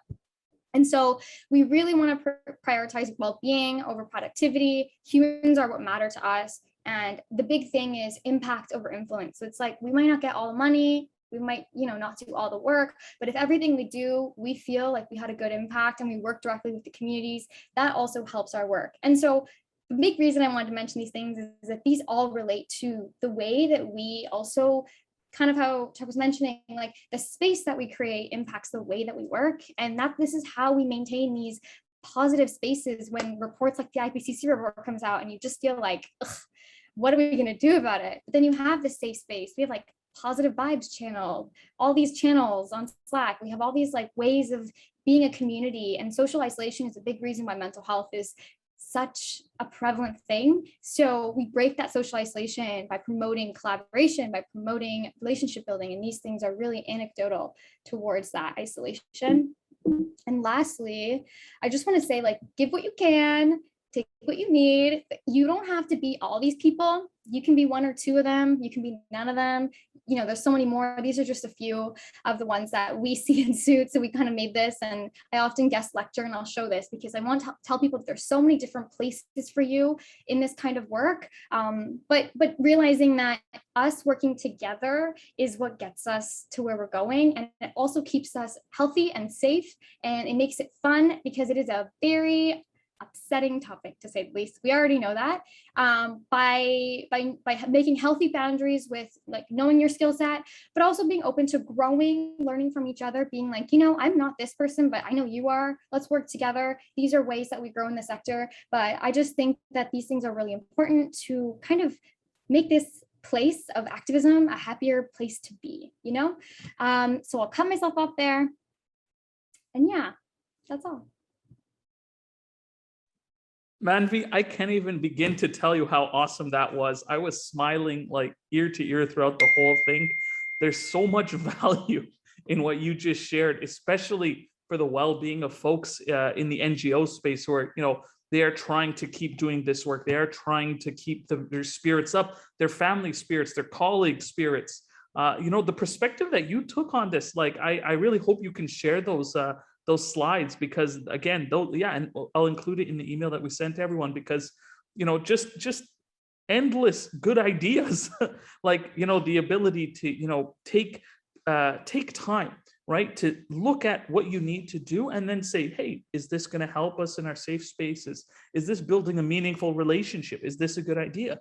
And then just deciding. And I will say the nicest thing I liked about what you said was about, having a bubble bath is not going to solve the climate crisis. I laughed at that. That's awesome. That was awesome. It made me kind of want to have a bubble bath myself, after organizing these events. Like, I'm sure my colleagues would agree that, having that self-care and that community care is so important. So again, thank you very much for sharing your perspective, your voice. It was awesome. It was awesome. No other words. Thank you. And I see Sonia saying she wants a bubble bath. There we go. So it's like, this is our way to help everyone get better. Thank you so much, Manvi. All right, folks, our next speaker is going to be Tessica Turong. She's an award-winning climate change, housing, and community engagement specialist, also focused on anti-oppressive dialogue and facilitation. Tessica was an environmental science honor student, mirroring in environmental education. Her passions lie in the intersection of sustainability, youth, and social justice. She was named one of the Starfish's Canada's top 25 environmentalists under 25 and awarded the 2015 Greenest City Leadership Award with the City of Vancouver. Tessica, thank you so much for joining us. We look forward to hearing from you. Absolutely. Thanks so much, Yusuf, for one, the invitation to be here, and two, I'm so pleased to be following Manvi and also Chick. Just such incredible knowledge and wisdom. So I just want to hold my hands up and thank both of you for everything that you shared already. I think I'm just going to be building on the wisdom that's been shared here tonight already from these two speakers and also from the previous speakers earlier at this event. I do want to start just by acknowledging first that I am speaking to all of you today on the unceded territories of the Lekwungen speaking people, so the Songhees and the Esquimalt, and also the WSÁNEĆ just north of here as well. So I just want to start with that. And really, I will be connecting a lot of what I'm sharing to decolonizing our practices around self-care and mental health and well-being as well.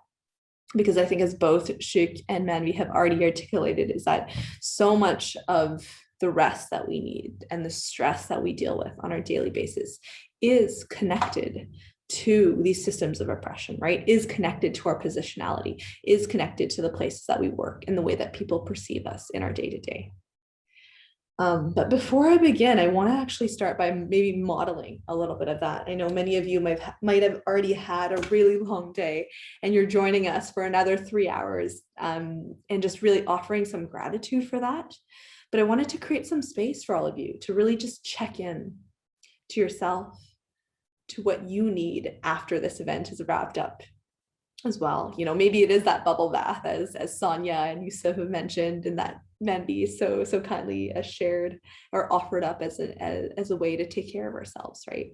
Maybe for some of you, it's to go outside and to go for a walk or to go for a run or to catch the sunset before it goes. You know, maybe some of you have been sitting in staring at a screen all day, or maybe some of you have been working all day on your feet and you need to like just collapse onto the couch and maybe order in or whatever it is, or maybe someone in your family can support but just really checking in on like, what are the things that have been bothering you, that have been kind of maybe that you've been compartmentalizing as well, and that you might have been bringing to this event and worried about, and trying to find a way to just maybe just for this moment let go of that and to center your own joy and what you need.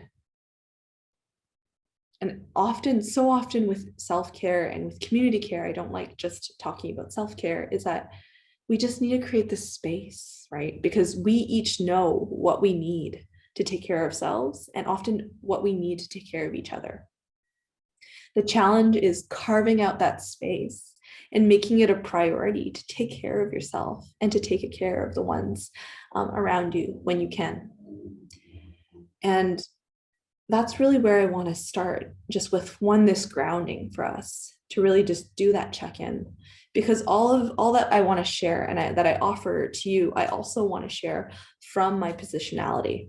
And I'll be sharing a little bit more about my positionality because it informs so much of the work that I do and the way that I approach self and community care and wellness.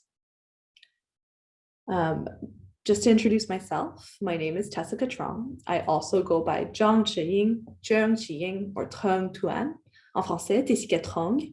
And the reason why I share those parts of my identity is that it's been so formative in who I am as a Canadian, as a settler, but also someone who has Vietnamese and Chinese ethnicity, and that's the culture that I grew up in Vancouver as well, on unceded Coast Salish territories of the Musqueam, Squamish, and Tsleil-Waututh. And I think just to add on that, and I really appreciated how Manvi started her talk with positionality, because for myself, yes, I'm a woman. Yes, I'm younger in most of the spaces that I'm a part of. Yes, I'm queer. Yes, I'm Chinese Vietnamese. I'm not white. I'm not part of the dominant class. And I also grew up really low income. I grew up in a family that was quite poor. And I think it's often very easy to talk about your areas of marginalization, because regardless of whether you want to see it or not, it's constantly thrust in your face, right? And so regardless of how confident I feel, regardless of how much I know, unfortunately, they see me first as an Asian woman, you know, as someone who's young, as someone who's queer. And there's tons of layers of intersectionality as well that are not visible, like class and like my queerness, right? And some people choose to make that more visible, and some people choose not to, and some people don't necessarily think too much about that.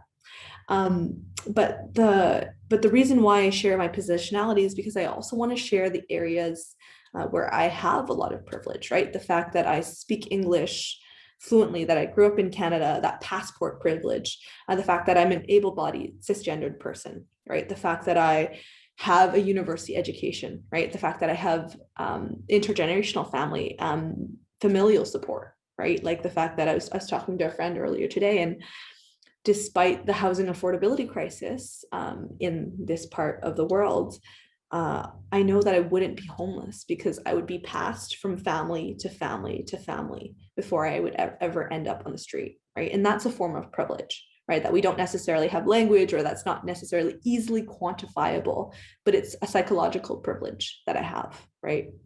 And it was that type of privilege that allowed me, as Manvi mentioned, that allowed me to volunteer, that allowed me to start a startup, right? Because it's a huge risk, it's a huge investment.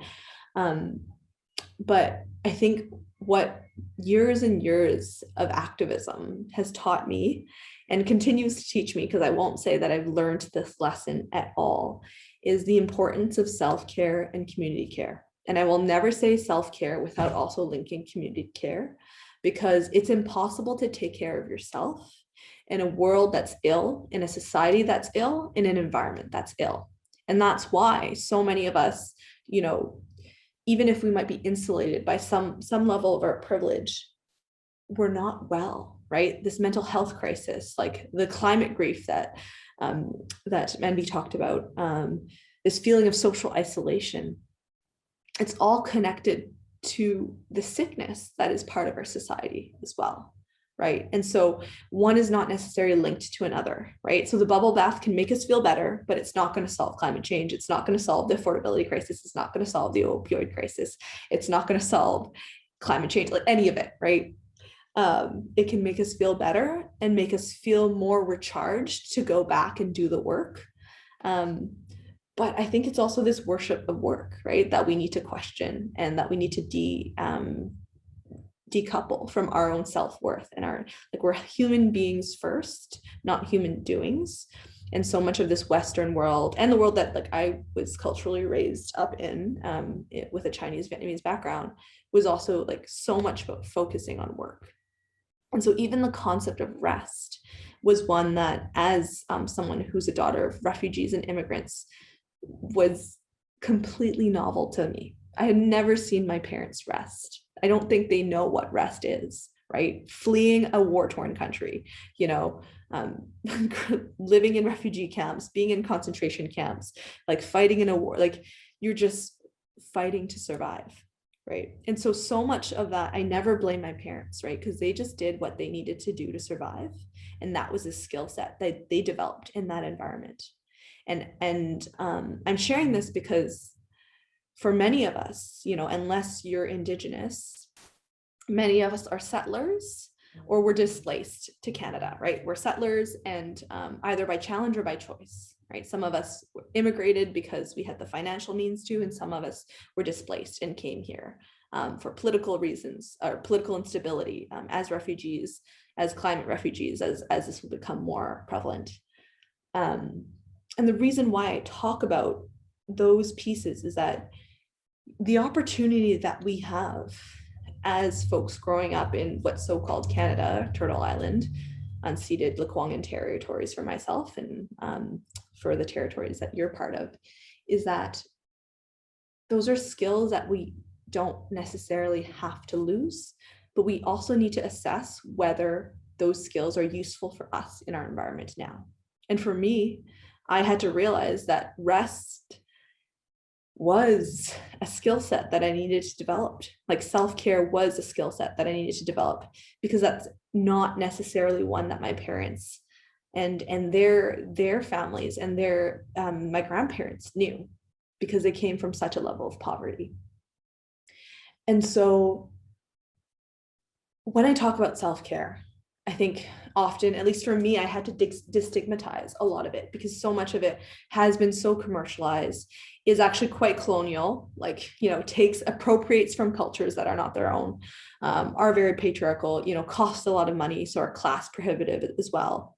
And I think what I would love to impart with you, if you don't already know this, is there are so many ways to take care of yourself and to take care of others that can be and that should be actively decolonial, that can actively challenge the systems of oppression that we're a part of, right?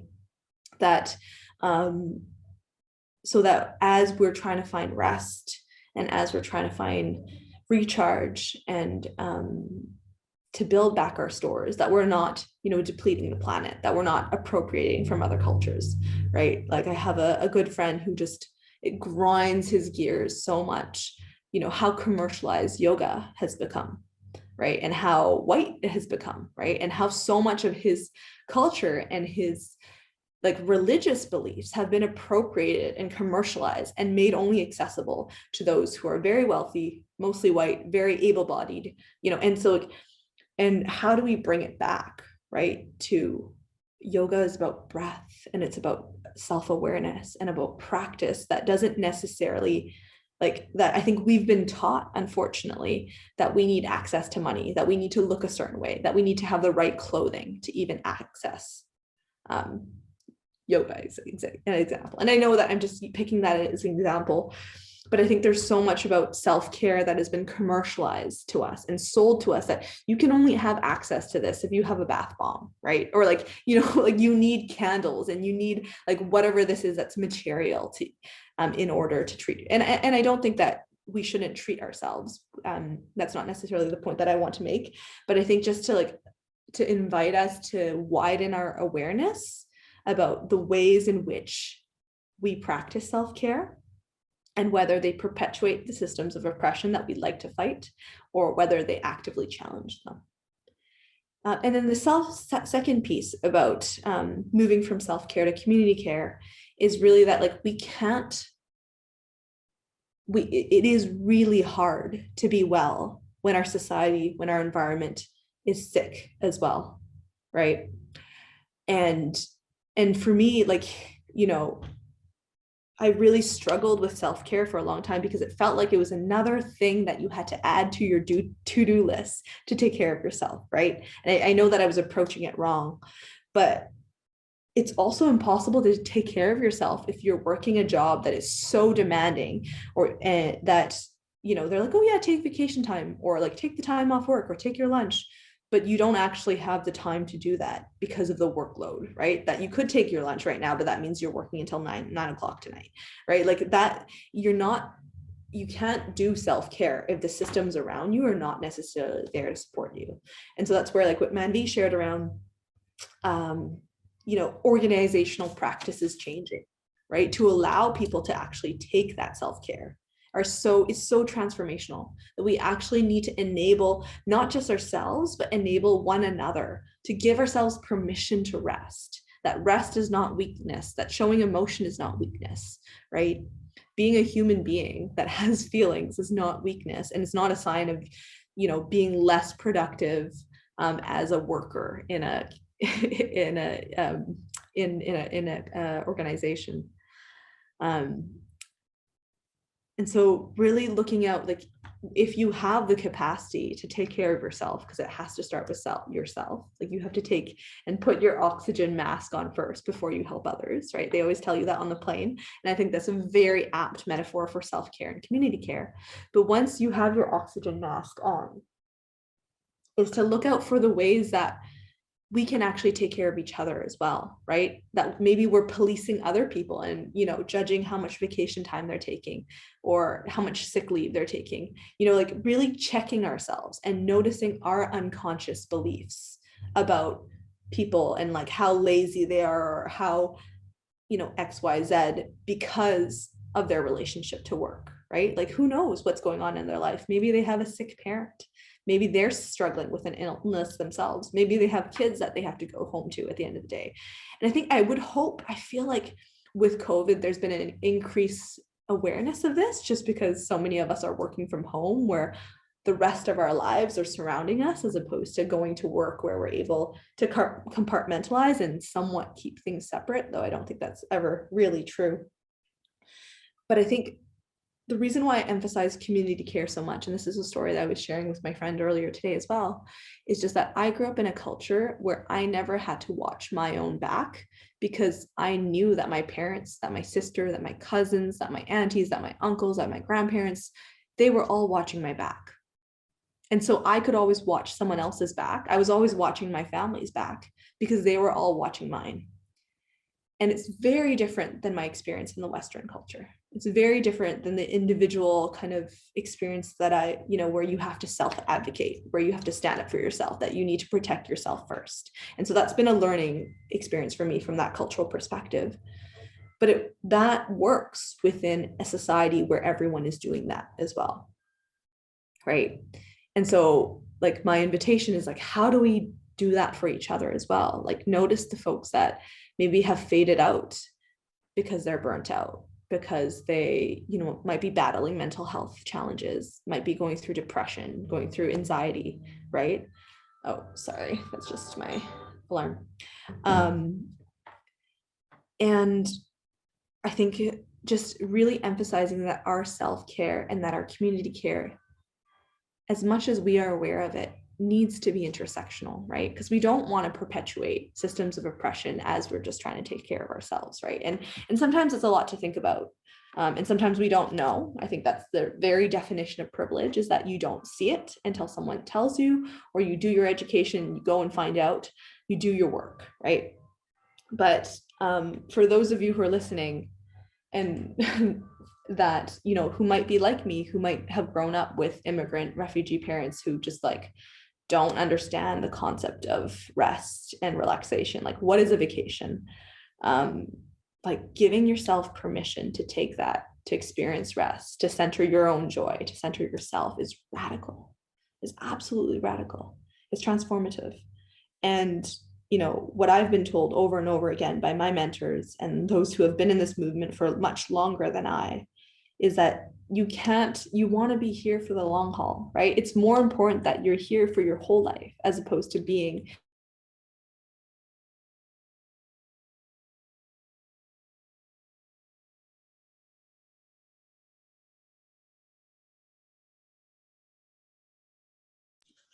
Tessica, my apologies. The sound cut out on my end.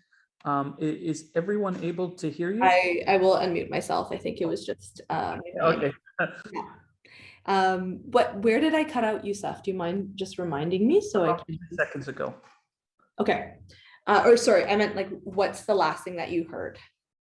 That you're talking about that the importance of community care has to be worked through not only by yourself, but also in a context of the intersectionality of your understanding and your background. You were talking about your parents and how that they weren't able to do so because of that, and that how we have to kind of look out for each other and support one another in that. Amazing. Thank you for that. And also I feel like you could do my talk here. That was so beautifully and succinctly shared back. And as much as possible, like the last offering that I want to share before I'll close off, because I'm noticing the time as well, is just, I think, challenging the notion of safe spaces, because I genuinely do not believe that safe places exist, because whenever you declare this to be a safe place, one, we need to ask ourselves, who is this space safe for? And two, so often I've been told this is a safe space, but there are no mechanisms for accountability. There's no ability to actually hold folks who are perpetuating harm to account. And so my invitation and my offering is to reframe our thoughts around that, to brave spaces. You know, how do we have spaces where we're courageous to talk about the things that are hard, that we're honest to talk about the things that are hard, even though they're uncomfortable? Because nobody wants to talk about racism, or maybe not nobody, but few people like the awkwardness and the tension that comes with talking about racism, that comes with talking about like gender or class or ableism or transphobia or Islamophobia. But those are the conversations, those are very conversations that we need to be having. And for folks that are listening that do have a lot of privilege, my only ask, and it's a huge ask, but it's my only ask, is do the work. Do the readings, go online, find resources to educate yourself about the areas that you have a lot of privilege. You know, if you're wealthy, go up and read about class privilege. If you're white, go up and read about what has happened, the history and the ongoing like reality of colonization and of racism in this country, and the fact that we have different worlds, even though we're living in the same country or on the same land. Do the homework, because if you don't do the homework, you can pretty much guarantee that the folks around you who are from racialized backgrounds, who are queer, who are transgender, who are lower class, they pay the price. And you're impacting them through your words, through your ignorance, and your lack of ability to understand their lived reality. And as someone who is a woman, who's young, who is queer, who's Vietnamese Canadian, who, you know, is the daughter of refugees and immigrants and grew up very low class, I can tell you, I don't have a choice about whether I talk about racism or not. It's gonna happen to me. I don't have a choice about, you know, the sexism that I'm gonna experience in my life. It's gonna happen to me. And so my invitation, because I know all of you, regardless of your intersectional backgrounds, will have areas where you have a lot of privilege and will have areas where you have a lot of quote unquote marginalization. And the definition of being privileged is that you don't know unless someone tells you or you do the work to learn. So I would invite you to do the work to learn, because it's so much more emotional labor and it's so much more awkward. The other way around as well. That's all that I had for today. Thank you so much for listening. And I think I'll invite Yusuf back, hopefully, to close us off, or maybe to bring Shuk and Manvi back onto, if we can have a bit of a conversation together. I'll let Yusuf take it back. And if anyone has any questions, feel free to post them in the chat. Thank you so much, Tessica. I mean, that was an amazing way to really tie in the lived experiences that a lot of folks have, and how the need for us to support one another is of paramount importance to our own well-being. You know, the work you're doing, including with SFU's Morse J. Wusk Center for Dialogue, the helping facilitate these conversations and helping to build the engagement necessary really to foster what a shared learning space could look like, what support could really look like. It's incredibly appreciated and recognized. I will say that the conversation we can continue, and I think we will have a follow-up definitely on this. We'll highlight a lot of these intersectionalities. I do want to also acknowledge that we are technically a bit over the timing for this, but I'm going to take a lesson I learned from a great man who told us that what is time anyway? A colonial concept. A colonial concept, exactly. So for those who do need to log off, we totally understand. We do have a few more speakers, and I'd just like to acknowledge that and respect them and their contribution. My name is Dakota Norris, and I'm joining you today to talk about the climate crisis as an Indigenous person and as a youth. I've had the opportunity of working in this field for several years now, particularly with Indigenous communities and youth throughout Canada, as well as globally. I'm originally from the Gwich'in First Nation, which is in the Northwest Territories, and today I'm calling in from Saskatoon, Saskatchewan, which is Treaty 6 territory, as well as the homeland of the Métis. I think the crisis for Indigenous peoples regarding the climate is that they are most affected by it and first affected by it in terms of exposure to increased extreme weather events, challenges around energy security and food security and a variety of other factors. In the Gwich'in First Nation lands where I'm from, we see increased thawing of permafrost and ice. We see warming at double the rate as the rest of Canada. We see more damaged infrastructure like highways and houses.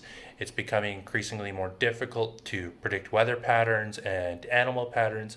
And overall, the whole way of being and sustaining for the Gwich'in people and their environment is becoming more challenging. And this is a challenge faced by Indigenous peoples globally, a lot of similar challenges. At the same time, Indigenous peoples have contributed the least to climate change in terms of greenhouse gas emissions. And we know for a fact that Indigenous peoples are some of the best supporters of ecosystem resilience and biodiversity seen around the entire globe. We also know through their actions that Indigenous peoples take climate change very seriously. In 2019, the Vuntut Gwich'in of the Yukon declared a climate emergency in which they declared that the climate crisis is an emergency for their people, their lands, their waters, animals, and their way of life.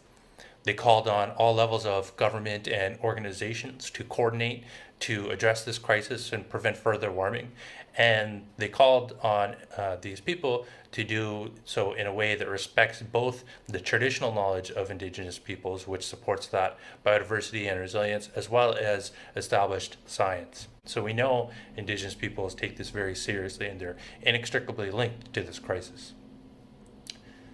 I think the shared challenge between Indigenous peoples and the climate is that it's about more than just emissions. It's about an underlying worldview that has been perpetuated for several centuries through our institutions and other things, which has enabled many injustices for Indigenous peoples globally, as well as the climate. This is a worldview based in disconnecting and separating peoples and the climate from their rights. Removing this idea of a shared relationship between ourselves and our environment and the reciprocal nature that we have. And this whole idea of ownership and control and extraction. Politically and economically, Indigenous peoples have been marginalized, like the environment has been treated as insignificant. We've seen the suppression of the rights of the environment as well as Indigenous peoples. We've seen the extraction and commoditization of what might be called resources, or what Indigenous peoples might call their homes, their families, their sources of well-being and flourishing. And we've seen discrimination or unjust treatment of Indigenous peoples and the environment, and just overall a denying of the intrinsic value of Indigenous peoples and the environment, all stemming, I think, from this worldview. So with that said, I think our collective actions in how we choose to address the climate crisis will define the long-term future of humanity. We can either emphasize targeted initiatives based in technology and rely on that to solve the climate crisis, or we can embrace a wider portfolio of approaches which addresses this underlying worldview that perpetuates these injustices. This is an opportunity for us to address those things, to bring back Indigenous rights, to address justice and equity globally. So I think we must aspire to become the best version of ourselves, which goes back to these ideas of reconnection and reciprocity and kinship amongst each other, with ourselves, and with the environment.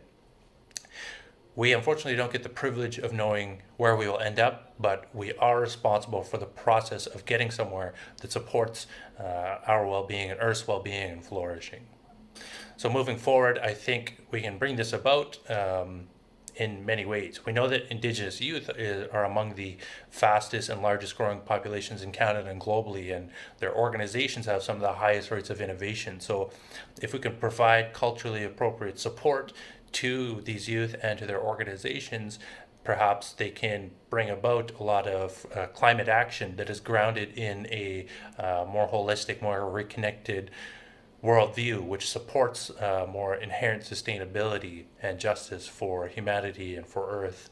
I think we can do this partially by recognizing the personhood and the relationship that we have with some critical natural systems like waterways and forests, and legislating that. We can also legislate not just our long-term climate goals, but also our short-term ones. Legislate 5-year climate goals in Canada and globally, which can really provide that link to this, the reality of this crisis, and provide that action that is being called on from Indigenous peoples around Canada and globally. At the same time, we have to invest the resources in the safe bets that we know exist with technology, and some of the wild cards that also exist with technology.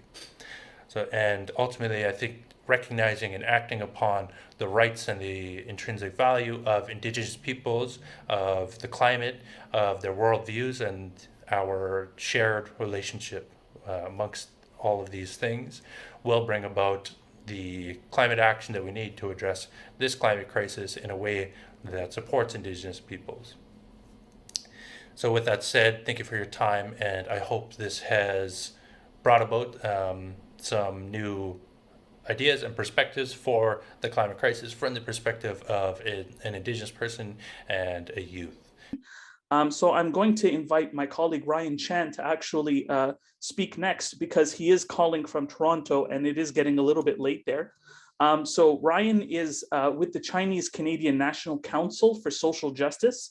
CCNCSJ was formed in 2019 as a revival of the original Chinese Canadian National Council, which really helped to address some of the systemic racism that Canadian Chinese were facing, especially in media representation.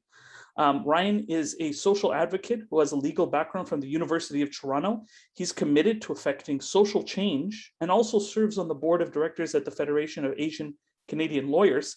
And he used to work as a consultant. He works as a consultant with the World Wildlife Fund Canada. Ryan, thank you so much for staying on. We really appreciate having you here today. It's all yours. No, thank you so much for having me. And, I appreciate the opportunity to learn from my colleagues and, just kind of introduce, this kind of closing for this amazing event. And, I just want to say, first of all, that, it really is a privilege to see all these really brilliant speakers and how much substantive work they're really bringing. And, I was going to have a speech a little bit like Erin's, but, really she's really covered the issue about Toronto's demographics and, the urban forest distribution. And so really, I want to emphasize as someone who comes from, the Asian social justice field, this issue of environmentalism and anti-racism work really goes hand in hand, right? So, for example, the Asian community in particular faces this particular stereotype of, the model minority myth, this idea that we're buying up all the land and, we're evil foreigners who are here to, take what's rightfully, real Canadians, resources and land. And this idea that, we're all incredibly wealthy is a myth, because statistically, actually, we have an August 2020 labor force survey. Racialized communities suffer much higher national unemployment rates. And, for example, South Asian and Chinese immigrants and communities actually suffer much higher unemployment rates. South Asian communities are 9.1% points above the national average, and Chinese communities are 8.4 percentage points higher. So, we have extremely high levels of poverty and unemployment. And as Erin noted, the issue of racial, of environmental justice is highly racialized, because what you have is these poorer communities having less access to green spaces. And this is increasingly an issue because in Toronto, statistically, it actually shows that diverse communities or, ethnic enclaves, this is a nice way of putting racial segregation, is becoming a worse and worse problem. So when you have this worsening socioeconomic enclaves of racialized communities, combined with the fact that, these poor racialized communities are not getting access to, green spaces and other environmental resources, we have a real problem. And so, not to be all doom and gloom, I really want to emphasize that, particularly for racialized communities, we're talking about immigrant communities, new settlers, the need for youth and youth activists is just so incredibly high because, you know, it's people like us here, right? It's people who are doing the work on the ground, who's doing this research that is going to be able to bridge the gap between new immigrants and the rest of, you know, Canada, right? It's to be able to overcome some of these language, these cultural barriers, to be able to help help community members within our racialized communities get involved, to understand the issues, to advocate for what, you know, for better living conditions. It's just so incredibly important. So, you know, I just wanted to close it off by saying that thank you so much to everyone for participating in this event. And, you know, there's much more work to be done, but I'm really, really glad that you're all here to do it with us. Thank you so much, Ryan. Appreciate hearing it. Always great to see you and have your perspective as part of our community and our events. Again, like it was well said, and to highlight that role of social justice is one that has to be done no matter what we talk about, because so many of those challenges come from there. So again, you know, it's appreciated, bro. Thank you so much for being here tonight, and look forward to carrying on this conversation. Thank you, Ryan.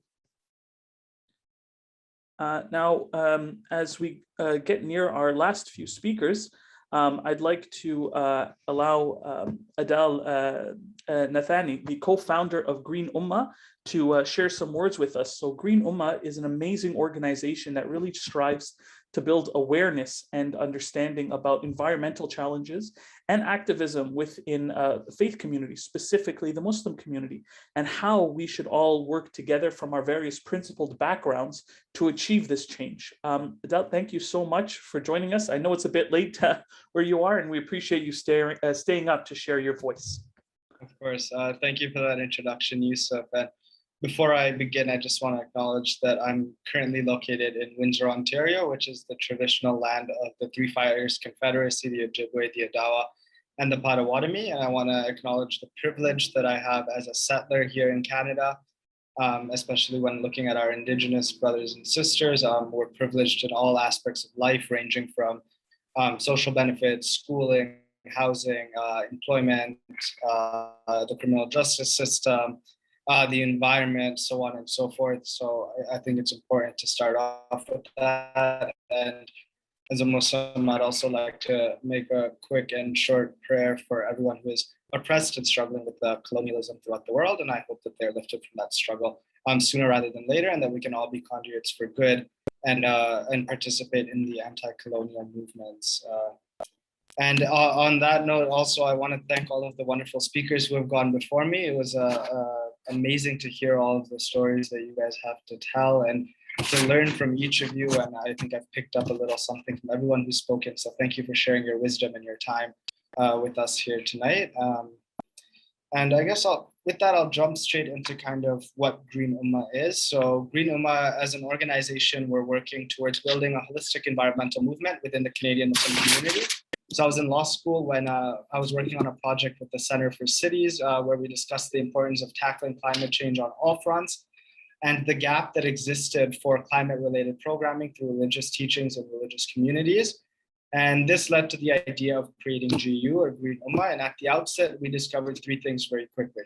First, that we have over 1 million Muslims in Canada, so our potential impact as a community is massive, ranging from our political pull to vote for candidates with better environmental policies, personal changes by implementing sustainable living initiatives, so on and so forth. The potential is massive.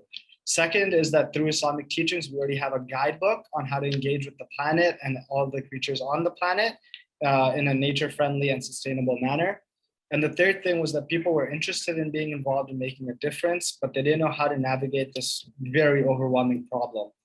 And youth are already engaged in the environmental work, but they didn't have an organization or a network to turn to. So that's kind of what we're hoping to be. We also at the outset found it important to add a Muslim voice into the environmental movement.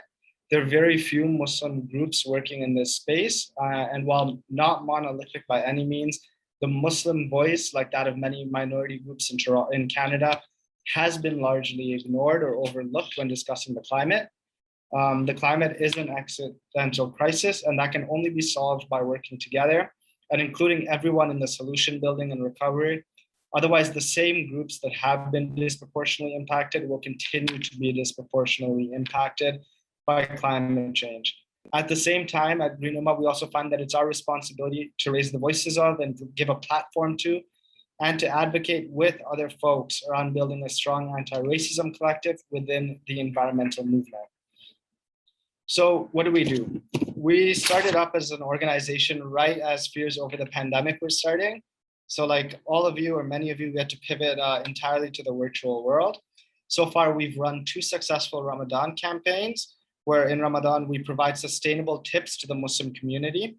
We then started working on what we call the curriculum project. It's the Greening Our Communities Toolkit, and it's being done in partnership with Nature Canada.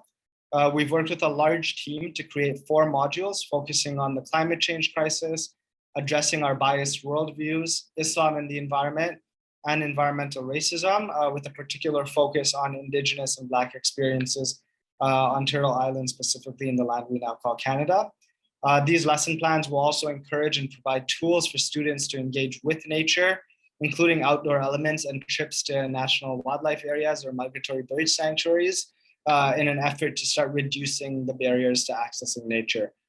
So this project, we're very excited. It's going to be piloted this school year, starting off with Islamic schools in Ontario. And it will also be launched for free online by January 2021 to make it fully accessible for everyone who wants to learn about this material. Other work that we've done includes hosting Canada's first Muslim-run environmental conference back in March 2021, which some of you spoke at or attended. So it's great to see some familiar faces here tonight. And lastly, we've been working on advocacy and community-based initiatives, speaking at events like this one, and advocating for better environmental policies from the national to municipal levels with elected officials. So if you're interested in learning more about what we do or keeping up to date with what we do, you can follow us on social media. It's at Green Ummah on Facebook, Twitter, or Instagram, and I'll be posting that in the chat box shortly as well.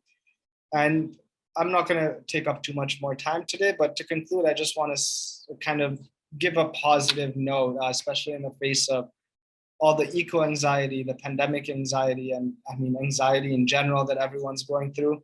I just want to say that the tides can turn, and they are turning. Just from our 1.5 years operating in this space, we've seen more and more people get involved and engage with issues relating to the environment, to social and environmental justice, and to the climate change and biodiversity crises. I'm excited when I look at the youth of today and I think about the prospect of them rising up. They're fearless, smart, and at least much smarter than I was, and hungry for change. So it's our role as stakeholders and capacity builders now to provide them with the tools that they need to join the environmental movement, to join the anti-racism movement. And one day it's going to be our role to simply get out of their way and let them do their thing. I also want to say that it's never too late to get started. The time to act, especially on the climate, might have been yesterday, but today is better than never to get started. So if you're wondering how you can get started, there's wonderful organizations, and we've been hearing from some of them tonight and many more. Find your space, volunteer, get involved, engaged, learn, and capacity build. Spread it around with your parents, your social circles, and so on. And the other thing I want to say is, especially for all of us who are operating in this space, let's not give up on anyone, right? These issues, they need us all to work together. So let's be encouraging and not discouraging and work towards a greener future together. Not everyone starts off on the same page. Not everyone starts off knowing about all the issues with the environment, caring about them. I can speak from personal experience on this.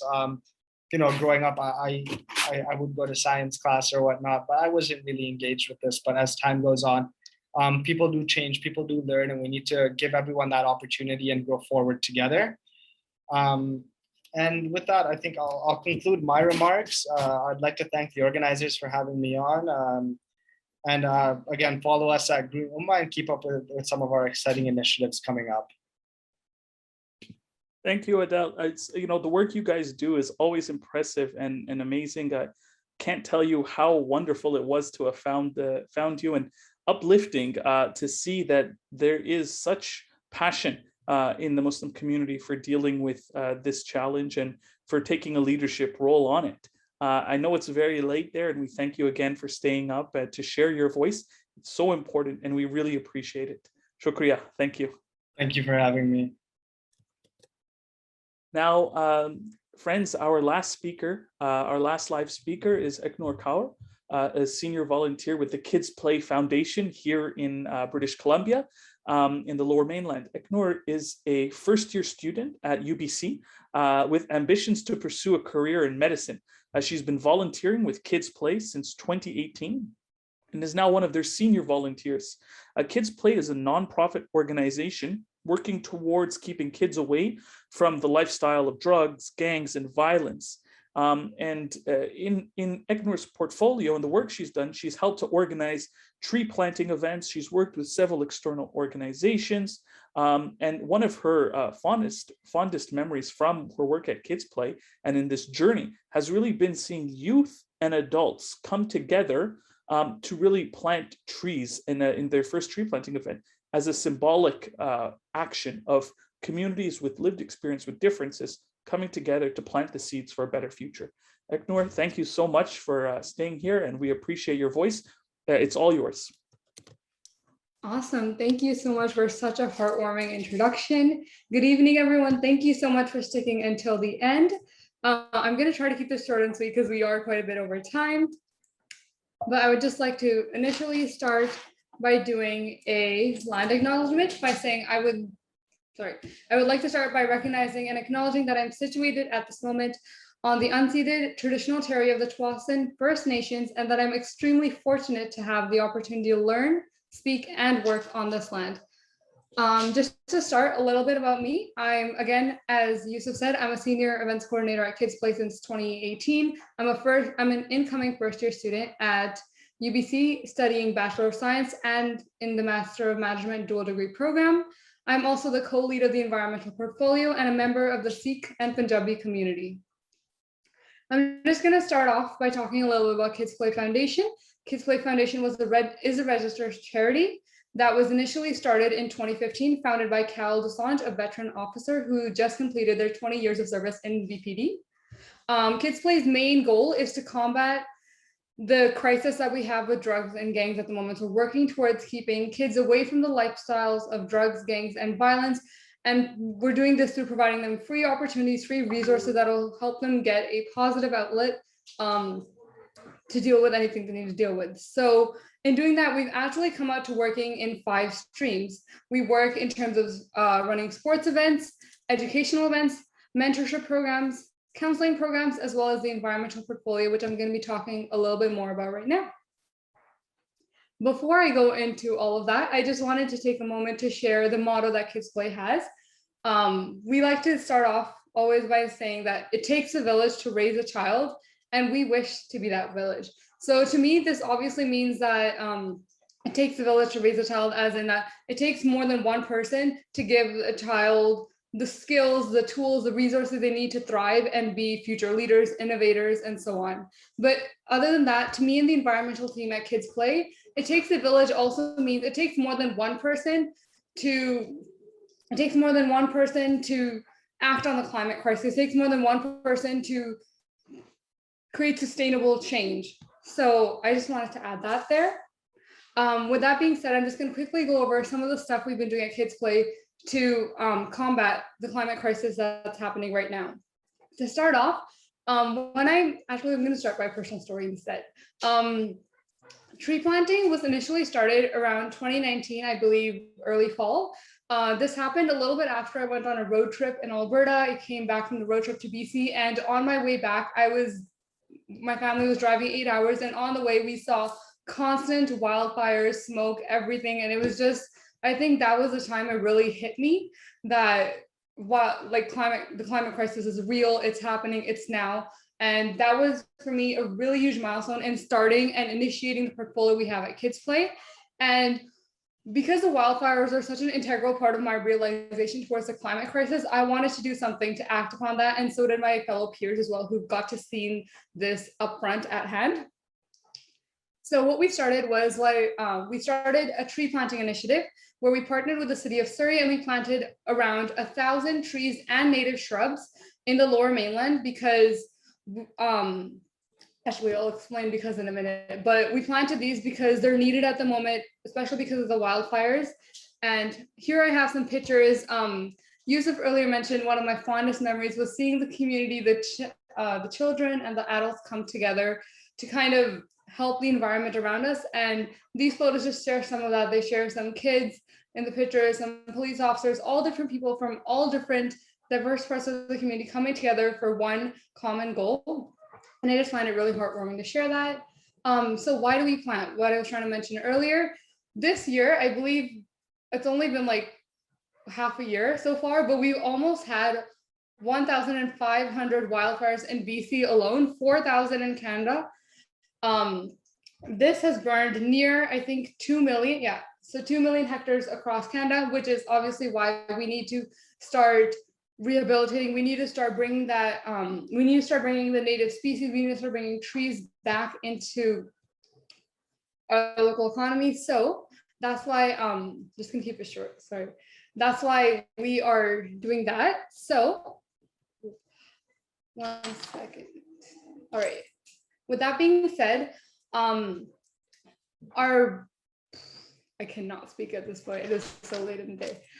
With that being said, our goal is to actually take this and moving forward in the next 2 years, we want to plant over 5,000 trees if possible with the city of Surrey, so we can help rehabilitate the environment around us and hopefully see a bit of a change towards what's happening with the wildfires in BC. And alongside the tree planting, something else my colleagues and I are working on, it's been halted due to the pandemic, but some of our upcoming programs, or some of the ones we have stopped and are having upcoming again, is our Metro Van Youth Coalition. So earlier, a lot of the speakers talked about the fact that we need to have everyone come together to make achievable change. And the Metro Van Youth Coalition is something we've started with a bunch of other environmental organizations in our local area, sustainable teens and so on, that we've worked together to kind of come up with ideas on how we can educate, how we can advocate, and how we can take reasonable action at this very moment, and how we can keep it up for the future. Another one of our programs that we have up and coming is our Adopt a Street program with the city of Surrey, where we're going to be taking in charge of one street and doing our best to maintain it and kind of instill a responsibility in our youth and just the community in general about how important it is to kind of preserve the nature we have around us and how important it is to be grateful for what we have here. And our final thing we're actually working on is enabling others. So one of the things I find is that a lot of people in high school, like a lot of you mentioned, is that we have a lot of climate anxiety, seeing all the news, seeing everything that's happening, and we always feel so powerless to do things. So we're going to be starting a program, hopefully this September or later, sooner than later, where we're working with high school students to set up in-school clubs and programs that educate others and empower them on acting on the climate crisis.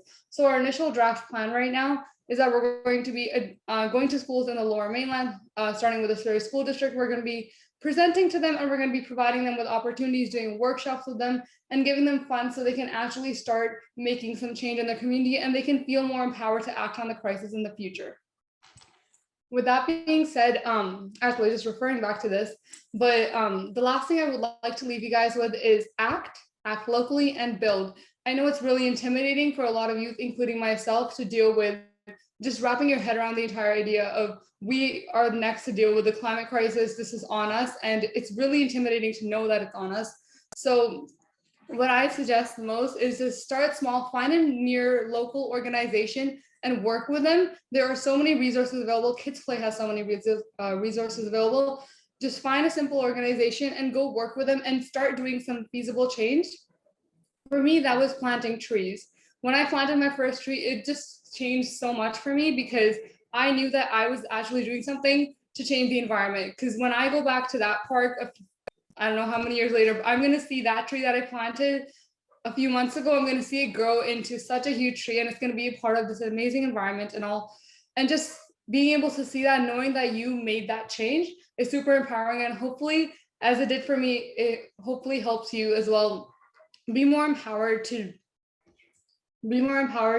to make further change, to build, to take this to politics and to go wherever you want to go with it in the near future. With that being said, I would like to take this last few moments to say thank you, and also say thank you not just as a presenter and speaker, but say thank you to all the speakers as a youth who was listening in on this event over here. To me, I've attended a lot of these events, and what I really appreciate from a lot of you is the fact that you're willing to be so vulnerable and share all these personal stories. And they all, honestly, they really touched me, and I'm so honored, and I really treasured the fact that I got to be here and got to listen to you. So thank you so much for sharing that. And thank you so much, Yusuf, for organizing this. It's been absolutely fantastic and such a refreshing event to be a part of. Yeah, thank you, everyone. Thank you so much, Iknur. Thank you so much, everyone, for staying on. We'll be rebroadcasting the full event, including the speakers who were unable to join. We'll include their videos. I really want to thank from the bottom of my heart all the youth leaders, as well as allies who joined us today. I want to also thank our supporters and sponsors for this event, helping to amplify youth leaders at the intersection of social justice and environmental conservation. Thank you to Human Concern International, as well as IDRF. And a special thank you to my dear colleagues who helped to organize this, Tarek Tayyab and Ibrahim. Thank you very much for helping to bring it all together. I know it's very late, guys, so we'll have to upload a lot later on. Take care.